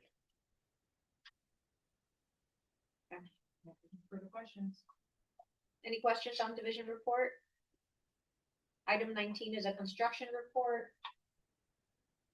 This is just for information purposes, just provide you an update. Okay. Any notable highlights? Similar, it's very similar to last month's report, so nothing Okay. new in there. Is the air conditioning working yet? On the main campus. It is today in this moment. Okay. Item 20, we have VP Academic Affairs Division report, Dr. Hayward. Good afternoon, board. I included in the report materials is an abbreviated summer report. And let me just share with you my pride at representing the college at the Basic Law Enforcement Academy number 95 graduation, which was held. And it was, by the way, it was at Upper Keys Center cohort, and that graduation was held at Coral Shores High School auditorium just a couple of weeks ago. The significant, well, there's all kinds of significance at the individual level and the familial and community level, but at the institutional level, this is significant. The 95 isn't just a number, it represents the 95th cohort of law enforcement cadets to graduate in the Florida Keys through Florida, well, originally the Florida Community College, but now, of course, the College of the Florida Keys. 95 cohorts have now worked through our college, and that represents a significant partnership and success for the Keys College, for law enforcement. I was told at the night of the graduation that we are already recruiting for the 101st class. So this is a significant milestone for the college. Excellent. Yep. Thank you. Advancement, Vice President Advancement Report, Marketing, Recruiting, Enrollment, Information Technology, Financial Aid, Student Activities, and Athletics. Is there anything that Dr. Gasperi does not do? Go ahead. The board materials, I know you've seen them, but a couple of highlights for you. A lot of our initiatives right now are focused on the fall semester, which Dr. Snyder provided an enrollment update for you. So we are getting ready to host 2 events this week, Fast Track the Fall event.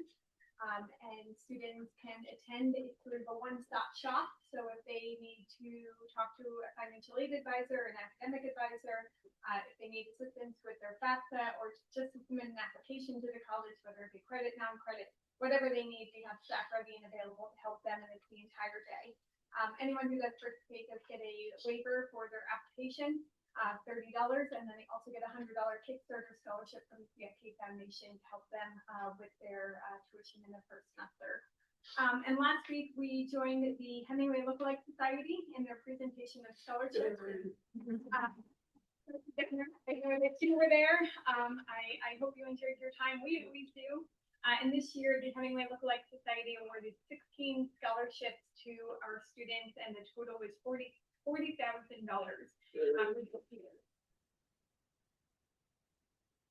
Programs this year. So the Hemingway Lookalike Society has been working very closely with the CFK Foundation to expand the scholarship. So we increased the award 2 years ago, the amount, we increased the number of awards this year, but they also have expanded it to different disciplines. So it used to be literary and nursing only, but I am proud to work side by side with them. We've expanded it this year, 10 in nursing, in the associate, 2 in the BSN, 1 in the marine resource management, 1 in marine environmental technology, 1 in basic law enforcement, and 1 in the general studies program. And that concludes my board report. I will answer any questions you may have. And I'd like to say thank you to the Ernest Hemingway Lookalike Society. I was wondering why there were so many people at the special meeting that looked alike. Me too. I had no idea. And it was, it was a bit of a tight meeting, so I wanted to make sure I recognized and thank them for their support. Although the lookalike this year doesn't look alike like all the others. Thankfully, He's a young Ernest. Has that ever happened before? Chris was definitely the youngest, and he actually does resemble Hemingway when he lived in Key West. Very close resemblance to that age, and we're really proud of the fact that we've got now a 39-year-old Papa to carry on our traditions for 40 to 45 years. Well, we got some writing that's a lot of it positive. Oh, Chelsea So I have Kirschner. a question for Dr. Despair. Yep. What is the name of our lobbying firm? Our lobbying firm in Tallahassee Yeah. is Capital City Consulting. What is it? Capital? Capital City Consulting. They do work closely with Greg Robinson though, as well. But that's who we. Same ownership, right? Sorry? Capital City and Gray Robinson have common ownership. do I they not? believe so, but we work directly with Capital City Consulting and they decide whether or not they're pulling in individuals from Greg Robinson. And that is with the CFK Foundation. Any other questions? Okay. All right.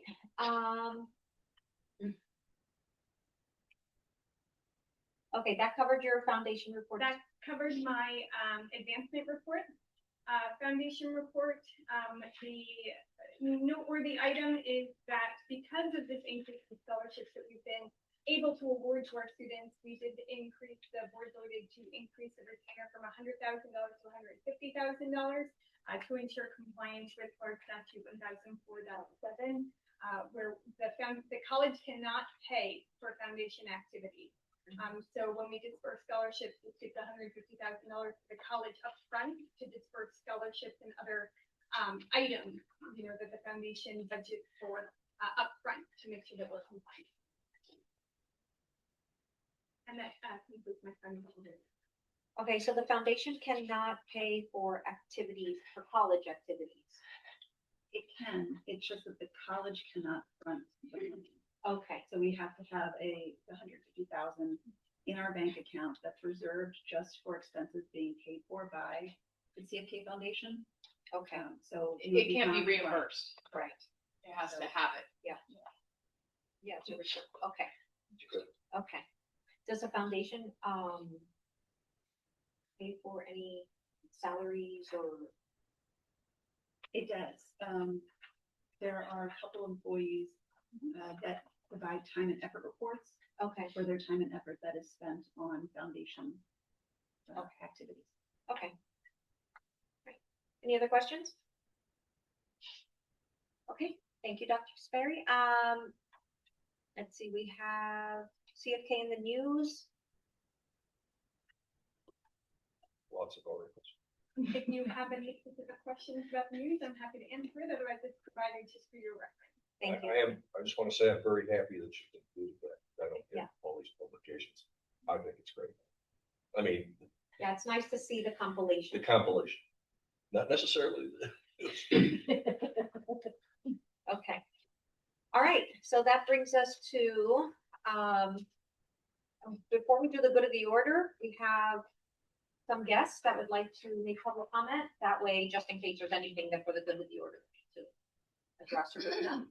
So I'm gonna call the first Valerie Frizielsi. And I'm sorry, I always say that wrong. That's Preziosi. That's Preziosi. fine. Thank you for letting me speak here today. Thank you for the 4 hours that you and I spent together trying to hopefully get those deer out. It was a pleasure to work with you on that. Same for me. Yeah.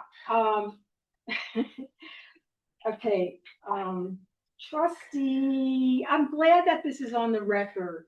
And, because I have some things to say for the record. First, I want to just say that, Mr. Dulce, trustee Dulce, if the teenager concern that you have, that's just like a 6-foot chain link fence, and any teenager can easily hop that fence. As a matter of fact, if they were to crawl through the wildlife corridor gate that we're talking about, they would get their pants dirty, and I don't think they would prefer to hop it. So I'm just gonna put that aside. The dogs, of course, there's a leash law for that. The veterinarian that you guys are depending on for assessing these animals, he's my neighbor. He's a retired vet. He's a turtle vet. So I'm just going to put that out there for the record. Maybe, just maybe, he's wrong, and you need to know that because you guys like to talk about risk. You have some risk, and you have to weigh out the benefits and the risks of these decisions that you're making because you have a lot of concern about the risk of somebody getting into the property and getting hurt. But you also have a bigger risk. If one of those animals die in there, now they have been in there for 4 months, and U.S. Fish and Wildlife and FWC have tried to get them out, and Dr. Mater, for 4 months, and they're failing. And you know what that really means, unfortunately, is that it's not just you guys that are in violation of Section 9 of the Endangered Species Act for having a trapped animal. Believe it or not, U.S. Fish and Wildlife and FWC, they also are in violation of TAFE because they are not providing enough options to get them off. The wildlife passage that I've been proposing, first I want to say to Trustee Downer, no, I have 5 minutes because I'm a Save Our Key Deer. I'm a nonprofit organization. We have Trustee Downer.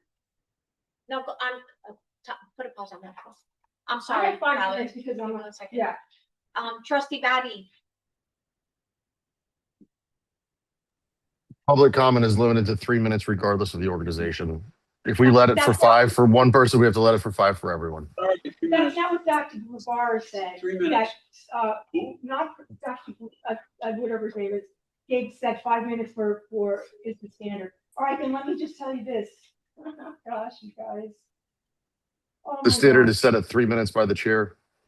Once that 3 minutes is expired, I just want, the public comment is over. Trustee Downer to know that the protests are related to the fact that the in and out wildlife fence gate that we're talking about allows the herd in that area to get in to use the resources, and it lets the trapped deer get out in the most humane way with the least amount of stress. That's what these are all about. Letting the deer go. The deer have been able to access that property for 10,000 years. When it was a prison, they didn't even shut the gates for the Thank you, Valerie. Thank you. yeah. I may not be saying this right. I think the middle name is Ruby. Yeah, that's me. Okay, sorry. Hi, everyone. My name is Alyssa Rubinako. I just want to say that I'm extremely disappointed with what I'm seeing and hearing today. I totally agree with Val. I think there's a liability for this college in trapping endangered species, and that could be something that might affect you down the road. But I really think there's an opportunity for all of you from a public relations standpoint to work with the community and people like Val that are very passionate. And I know you have, but I really truly believe that if you're going to work with the state organization, you need to include community people like Val and her husband and the whole team of people that she has that can help assist and maybe find a resolution to this. I have personally contacted congressmen on a federal level, state level, you name it.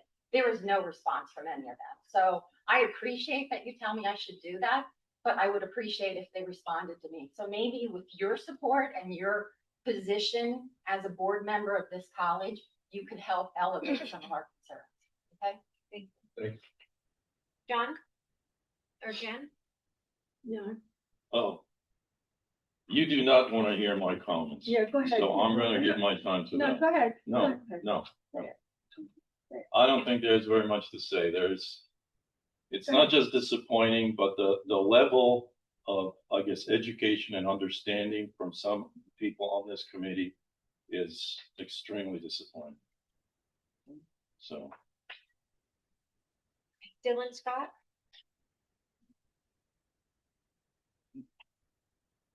Sorry about that. I just want to take this opportunity to please ask everyone to turn their phones to silent or vibrate. And if we could all just please provide the public commenters attention during these 3 minutes that we are offered. I just want to start off with a few things. Like Chair had brought up, the liability concern, that problem does not exist. It has not existed since prior to that fence being repaired. So I don't think it's a valid argument against that wildlife corridor. And then also, if there's any issues about, the new Armor Act, I've read through that bill, read that bill summary. I do not see anything in that bill. And I've conferred with Representative Jim Mooney as well. He does not see any restrictions for the college to be able to make any alterations that would allow a wildlife corridor to be installed along that fence line. So the liability concern, I don't think is a major concern for the college. And I don't believe the Armor Act should prohibit any installation of a wildlife corridor. We talked about, the deer seem to be fine in there, but they are restricted to the available diet that they're offered in there. They do not have access to the red mangrove that is present outside of that fence line. So adding in that wildlife corridor will allow deer to pass in and out of the property. I know Fish and Wildlife Service has concerns that the deer may not use that corridor, but from my understanding, they have absolutely no concerns about that corridor would negatively impact the deer, that corridor would have any harm on those deer. Who said that? Interim President Brittany Snyder said that U.S. Fish and Wildlife Service said that they were not sure if the deer would use that corridor. But to my knowledge, nobody has said from Fish and Wildlife, nobody has said that corridor would harm the deer. So in my opinion, did you guys get approval from Fish and Wildlife Service to repair that fence? I don't think so. So why would Fish and Wildlife Service need to require a permit or approval to make alterations to that fence? My ask is that, I know you said Fish and Wildlife Service is working this week to remove the deer from that property. I'm asking the board to bring another motion before the end of this meeting. If Fish and Wildlife is unsuccessful, please give Valerie the opportunity to coordinate with Fish and Wildlife Service and install that gate. What's the worst option? What's the worst thing that could happen? They don't use it, fine, but at least we're trying. After this meeting, if nothing changes, I'm walking out of here with the assumption that most members of this board, they would rather not have any deer on that property, and that they are not concerned about providing, access to and from that property for the deer. That's my takeaway if nothing changes today. So I plead with you. Let's give Valerie the opportunity to give it a shot. Thank you. Thank you. Thank you. Sierra? Can you please silence your phone? It's a timer. Timer. People have to.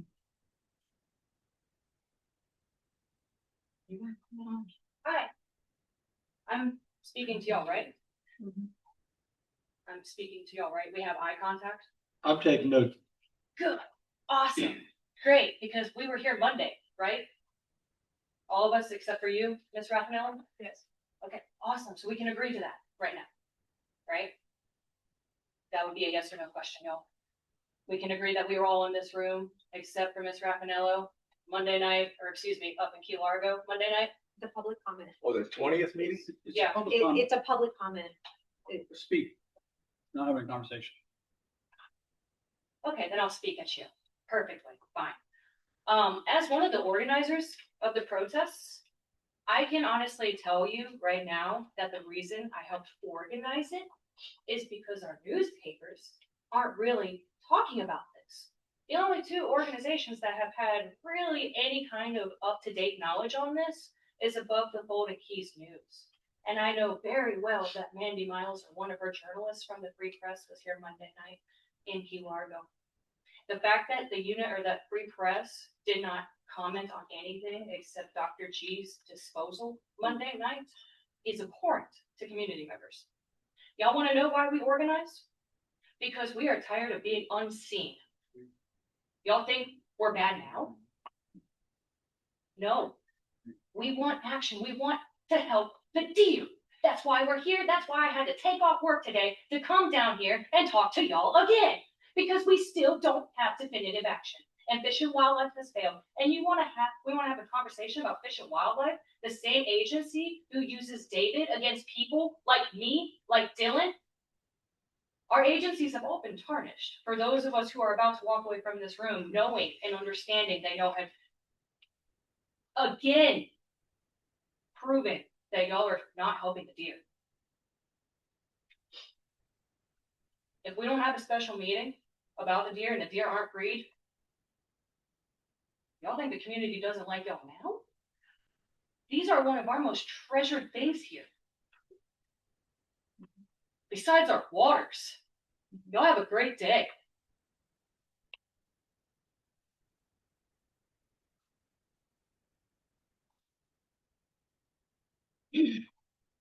Jenny? Done? Oh, she had her kids, so she went back to leave. Jana Wiggins? Hi. Thanks for giving us the opportunity to speak today. Although I'm really sad, I really thought we were going to make some progress today. Wow. I understand the last name now. Bad. It's like dig your heels in, forget how our community feels. And I'm guessing that no one really has dealt with U.S. Fish and Wildlife and FWC in the last 15 years. They have changed immensely. They are not an agency that protects animals anymore. They could care less. You call them because there's a deer that's just been hit and is laying paralyzed in the road. Do they come? No, can't be bothered. They're out on a boat somewhere. Because why? Short-staffed. Other things take priority than deer. But, the deer live in my community. I live on a piece of property. We have a herd of 20. I know more about the deer than they do. I know more about the deer than you guys do, respectfully. I see the habits. I see what they do. They come and they go, just like clockwork. I mean, maybe it might vary an hour or two, but they do come and go. Do they go to the water sources? Yes, they know exactly where they are. And they go like a beeline. They hit all of mine. They hit the next property. They hit the property across the street, and so on and so forth, because we're on a coupon bite. So we have to put water out because we don't have any fresh water. So you guys are depriving them of the water they really need. And when that fawn dies, you think it's bad now. Teenagers will jump any fence. I was a teenager. You guys were teenagers.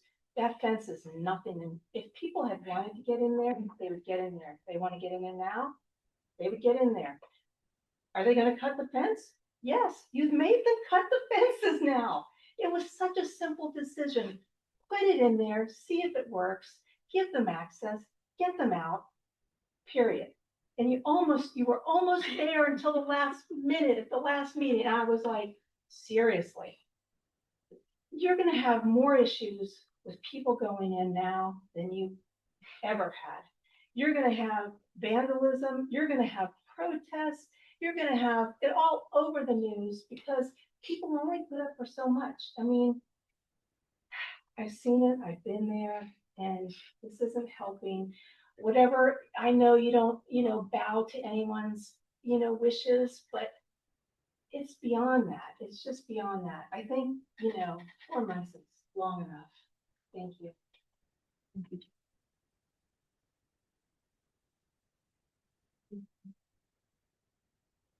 Jessica Johnson? I'll pause. Phil Ayers? How do you do? I'm stand up here if that's okay. Well, thank you for putting the pronunciation. Oh, thank you. You're great staff. My name is Phil Ayer. I live in Miami-Dade County. I'm also going to be on the ballot in November. So I am the potential unelected president congressman, but like you, I've had a career in the federal government, and I know these things do work out. The partnership that I can pledge that I would do is with the community first and foremost, and with their elected representatives or their appointed representatives in this college is going to be something you haven't seen before. So I'm looking forward to working with you. I've noticed lots of things. I've noticed some great, wonderful camaraderie at the beginning of the meeting. As we got on, it got into some sassy stuff, and now we've got some real clashes. Just in the comments, just to throw some things out, I think that when you go back to the lawyer and ask about liability, get clarity on the liability you would have if more animals came in and out. I'm not aware of that, but maybe that's something. I do, rather than just people, showing my ignorance maybe on that a little bit. I abhor the vandalism, the trespassing that's been done. You can't put up with that. This is not the way we conduct our businesses, our business in our lives. I do perceive that what's happened with the deer is that the water source is being taken away as the accumulation of action and the fence brought up. So I think that's a negative for the wildlife, and it should have been corrected, and perhaps it still can. I do think it's wonderful that there are clear minds looking at short-term, long-term, objective, ways forward, and those are really good things. So overall, I want to say thank you for letting me be here. It's great to be around the academics and the professionals that are here throughout the day. I also came here thinking there was a commercial driver's license program coming up. I understand that might be, set aside. I have a lot to learn about that, and I know that the current congressman was very key in getting that ball rolling. And I would be, as somebody who's just observing, unelected, not responsible right now, but whatever happens in November, there's going to be a new Congress, and that new Congress is going to take a look at all of it. And as far as that particular project with the college, I want to say that I want to be one of those that consults with the community and consults with the college in the main, so that we don't have some stops and starts here. But I do think that whole project needs to be looked at from an environmental perspective, as well as the mission of the college to get some trade, to get some really good training in the vocations, and CDL is one of them. I'm not sure the Keys is a good place for that. I want my drivers to be getting on motorways and highways quickly and have that ready access as far as training goes. So thank you very much. I appreciate Are you your running even for timer here. Are you running for state or federal? U.S. House of Representatives. Against the Nats? Yes, sir. I'll be on the November ballot. Thank you. Tim Stockwell? Thank you, Madam Chair. Just a couple quick comments. First, I want to applaud the group for openly beginning to work with Valerie and that team. You made a great effort. You can see how difficult it is. I also agree with Trustee Curtis. It is the U.S. Fish and Wildlife's responsibility. It's under their purview. And you have been cooperative, more than cooperative, to try to get this thing resolved. What I'm dismayed at is simply as a citizen, is that this group now seems to want to take the law into their own hand and decide what it is they want to do. And I believe if you don't start to make comments on those social media where they're going to cut the fence down, we're going to go in there and do what we want to do, I think you now start to take some of the liability for this action. I find it despicable, actually, that that's the feeling of this group. And no one in this group responds to those social media comments. Put a stop to it, continue the cooperation, and I think we're going to have a great end to this. There are still 400 to 600 deer running around Big Pine that are doing very well. I also want to commend Trustee Roden. I also think it's time to reimagine what this property could be. As you all know, we have committed $1 million towards the workforce training facility because those are severe needs in the Keys, especially when we have disasters. The CDL issue, I really wish you guys would put this thing to bed. No one has ever said we're going to put 10 acres on concrete and bring in 53-foot rigs. The local need for bus drivers, garbage people, talking to the sheriff, If they could have been CDL certified during Irma, they could have commandeered the buses and moved mass numbers of people on here. They want that. They cannot afford to send their folks to the mainland to get all that work done. We can do it here in a very civilized 1 acre piece of property to be able to do it. Law enforcement needs a tactical driving school desperately. The money they spend to send people to the mainland is even more expensive than to send the sheriffs. I wish the rhetoric would calm down, continue the cooperation that we're doing to try to help you move the deer out. We all want the deer out. We all want the deer to be safe. But allowing a gate that brings more deer in creates additional liability to the college that I, as a local citizen helping to pay for this thing, I don't see it as a value add. You need to work with U.S. Fish and Wildlife, work with your group cooperatively. Thanks. Sorry? If you go ahead, trustee Curtis. I just would like to recognize the Hemingway Lookalike Society, as I did get to know them this week. I found out they're our biggest donor. And that was a piece of trivia that had been kept from us under previous leadership, and now you all know. They're our biggest donor and biggest partner. So I appreciate Papa 2025, old Papa, for showing up and Just to clarify, educating me on. Trustee, I don't believe we're the largest donor. We are the largest scholarship fund endowment of over $1 million. That's why I think, as Dr. Gaspari said, we fund anywhere from 14 to 20 scholarships every year. In addition to what the endowment fund, we separately fund an additional 6 of those ourselves each year, and that continues to grow. So, but thank you. And I'll just add a comment. Eddie and I had a chance to go to a couple functions during the lookalike competition, and I'd never been before, and it was a hoot. And so thank you so much for being hospitable. And my wife and I are making contributions to foundations because I think it's a great cause. So thank you again for welcoming us to that event. Thank you. Okay, Stacy Sherwood? Yes. I'm Stacey Lee Sherwood, just an FYI. I spent 12.5 years working with FWC and over 20 years working with U.S. Fish and Wildlife. So I know they won't do anything.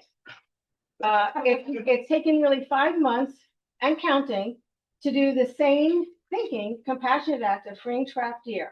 I mean, this is absurd, people. As owners of the property, you all have a legal obligation to not violate the Endangered Species Act, Section 9, which by denying these trapped deer freedom absolutely falls within the purview of the intent of this law, whereby you personally, as representatives of the college, are responsible for their harm, which is stipulated in Section 9, because you people have blocked access to the property you own. You cannot pass the buck. It stops with you. It does not stop with U.S. Fish and Wildlife. So come on, have a backbone. This shames the board, which you all sit on, and the reputation of the college. I mean, who would pay to go to a school that teaches cruelty, incompetence, and lack of integrity? Because I surely would. So free the trapped deer and install the Freedom Gate that Valerie had proposed. As for security, you can install trail cameras. I've used them personally. I spent 1.5 years setting them out. And drones. I use them too to do survey counts of wildlife. As far as the wildlife corridor, please learn a few things about that. They have been used all over the world. There's hundreds of them right here in Florida. And guess what? Panthers, bears, deer, alligator, they all use them. They're not conditioned. They don't need to be. And if anyone has ever owned a cat, they find the cat door. They don't need to be taught how to find that or the litter box. I can tell you that if any of you were trapped, you would all be the first to scream and beg for help. You'd want someone like us to come to your aid. And we all know that. So let's not pussyfoot around here. I just think it's shameful that you couldn't even pass a motion, which the only trustee that had anything that I agreed with was Trustee Broughton. I think that's a great idea. Couldn't even pass a motion to do that, which we all know would probably take weeks and months to actually implement anyway. Who will be fooling? As an investigative writer, I've written many articles about the travesty going on in the refuge, and I will continue to do so. So have a spine, do the right thing. Thank you. Yeah. Where are some of these other wildlife gates? I've never heard of them. Oh, actually, if you go At to the, universities. And, yeah, at universities, we'll send you the big. Can you chart. send me a Make couple? chart. Just- yeah, if you go to Florida Wildlife, Corridor Foundation, they actually have a Facebook page and website. They have a map, actually have a map. If you go along I-75, there's about a dozen of them. They're actually all over the state. We actually need more of them, not less. But my point to the gate is that it's not even like a corridor. It's more akin to like a cat gate, cat door, Doggy door. right? Or doggy door, right? You put it in, animals move around, they find it, they stick their head through, oh, it's freedom. And if you want to know, because you don't want to be liable, you don't want it to be a never-ending thing, right? There's 4 deer now, you don't want to have any more. All you have to do is use a drone survey. I have my own drone. I've done it. It's very easy. You can actually, you don't even, if you don't have remote control trail cams, which some are, you could do it in real time. I know about 10 minutes away. Take a card reader, because this is what I've done for FWC for almost 2 years. Okay, take a card reader, pull it out. Oh, okay, so they were here an hour ago. Put up the drone, they're over there. Try to lure them out, let them out, something. That would make it much more efficient. These are things I've actually done myself. John Pars? You left. Oh. Rick Gordon? Excuse me, Madam Chair, I didn't know if I was gonna be able to stay the whole time, and my notes are in your hands. Oh, okay. All right, here There you you go. go. Thank you. There you go. We modified. I would just like to read this real quick. Good afternoon. My name is Britt Gordon. My final semester at the College of the Florida Keys was spring 2026. Like my classmates, I walked across the stage believing I had earned my bachelor's degree. I celebrated with my family. I believed I had reached the finish line. Yet, here I stand today, months later, still without a final grade for my capstone, and because of that, still without my degree. I am not here simply because I am waiting for a grade. I am here because after years of doing everything this college asked of me, I still cannot get a clear answer as to why. I returned to school as a non-traditional student. I balanced full-time caregiving with a full course load. I earned Dean's List and President's List honors. I completed every requirement placed before me. I followed the rules every step of the way because I believe in respecting the process. Since completing my capstone, I have communicated with my student advisor, faculty members, my academic dean, the executive vice president of academic affairs, the executive director of student services, the Office of Academic Affairs, the Dean of Nursing, Science, and Hospitality, Dr. G, and even members of this board. Despite all of those conversations, I still have no grade, no degree, and no explanation. I have been told that my capstone, today I was told that my capstone has required input from several individuals to ensure that the review is thorough and that all necessary academic processes are completed correctly. If that is the case, I respectfully ask, if my instructor is responsible for assigning my final grade, why has my capstone required review by so many individuals? What academic process is being followed? Who has been involved? Why has that process never been explained to me? Throughout my time at this college, I repeatedly fell through the cracks. I was given incorrect advising that nearly caused me to lose an entire semester. Questions went unanswered, communication between departments broke down, important information changed with little notice. Too often, I found myself trying to navigate the system alone. Despite every obstacle, I stayed. I worked harder, I earned the grades, I completed the work. Those experiences became the foundation of my capstone. Dr. G once told me, if it's happening to you, chances are it is happening to others. I believed those words. So instead of simply pointing out problems, I created a solution. My capstone proposed creating a student success and advocate position, not for me, but for the students who come after me. As part of that project, I surveyed fellow students. The results confirmed what I had experienced personally. Students reported confusion about where to turn for help, communication breakdowns between departments, and needing multiple contacts before receiving answers. I understand those survey results may have been difficult. Your time is up. Let me just, can I just ask something? Yeah. Are you guys aware of this issue? Yes, sir. Okay, so what I would ask is, can you work on this? He diverted me to someone else. We are working on it, sir. There's no question. Who is my Okay. instructor? Don't have the conversation here. I'm so confused. If my teacher is the one that. Just after the meeting, please. Okay.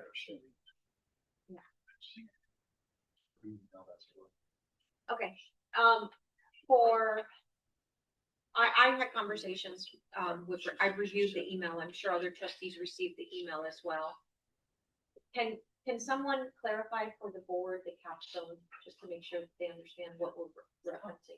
So at the end of the Bachelor's of Applied Science degree program, there is a final course, and it's the capstone course. So it's my understanding that there was a grade that has not been assigned yet, a final grade. So we need to be very careful because all students' academic records are protected by FERPA. So it's my understanding that Dr. Hayward has more information on the situation and that he has been working through the dean to come to a conclusion. Okay, so the board can leave today at ease that the college is addressing this and is gonna communicate with the student to sort this out. And can you report back to us when it's resolved? Or better yet, we'll give you 30 days. How's that? Yes, I think if that's your request, it's appropriate to indicate it's resolved or not resolved. That much, I think, is I appropriate. fail at the end of this month if I don't have a grade. I think it needs, something like a grade needs to be resolved as soon as possible prior to the next. So in general, this is just general background. So when a grade is assigned, even if it is whatever grade is put on the transcript, and there's a couple different things you can think of, a course that has a pass-fail or satisfactory progress or letter grade on a traditional transcript, or if something's still in process, it gets an in-process grade.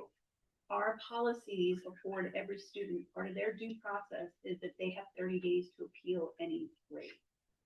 So once any student receives a grade, they have 30 days, and that's what we would expect a student would then file that and or grievance regarding that. So that is just the college's policy overall. That is not unique to any specific student.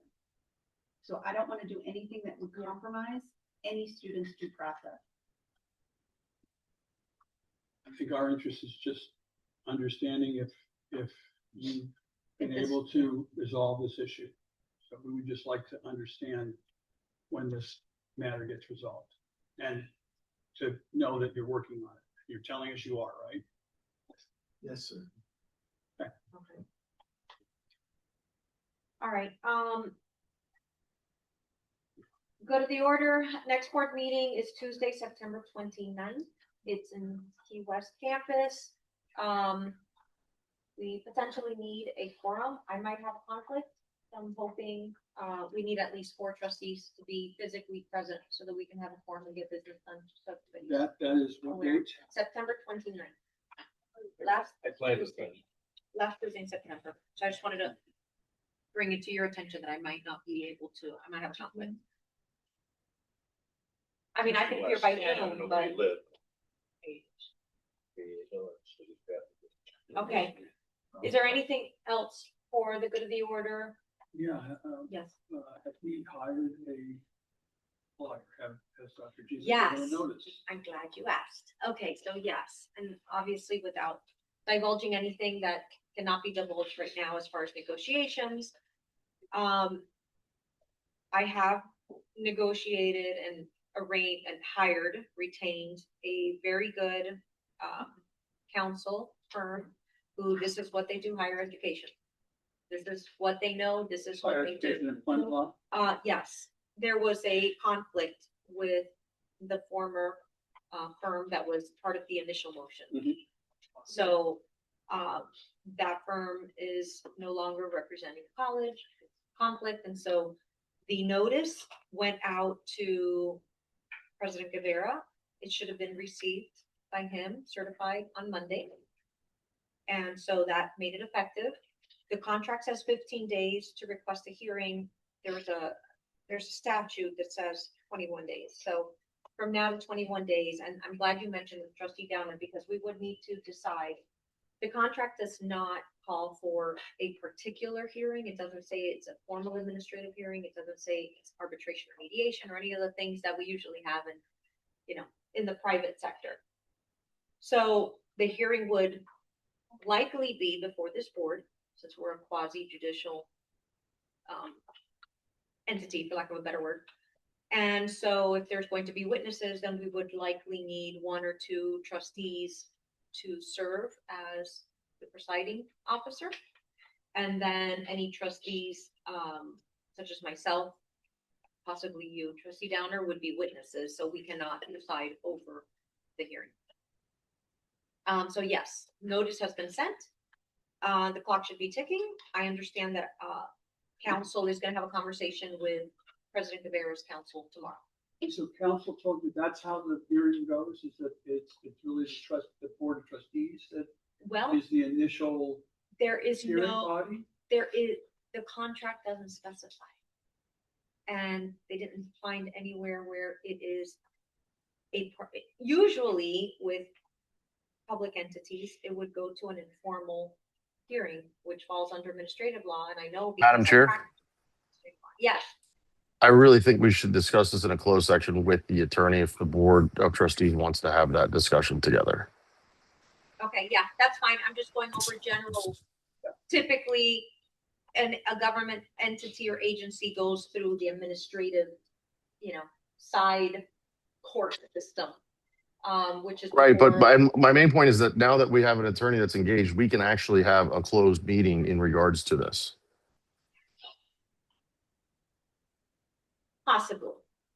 Possibly, I'm gonna speak with them about that tomorrow. But yes, notice has been given. Okay, great. That's all I wanted to know. Okay, I'm sorry? And there is retained counsel, correct? Excellent, good, excellent. Okay, Good job. so, any other questions? Yeah, we gotta find more work for you. No. No, I've got 3 full-time jobs right now. Okay. We're done with go to the order. Do I have a motion to adjourn? Move to adjourn. Second, Second. all in favor? Aye. Thank you, everybody. Thank you. Thanks, Phil. I need to be out of town too, but I think it's all in. As long as there's 4. Physically present. The statute doesn't have your statute allows vice.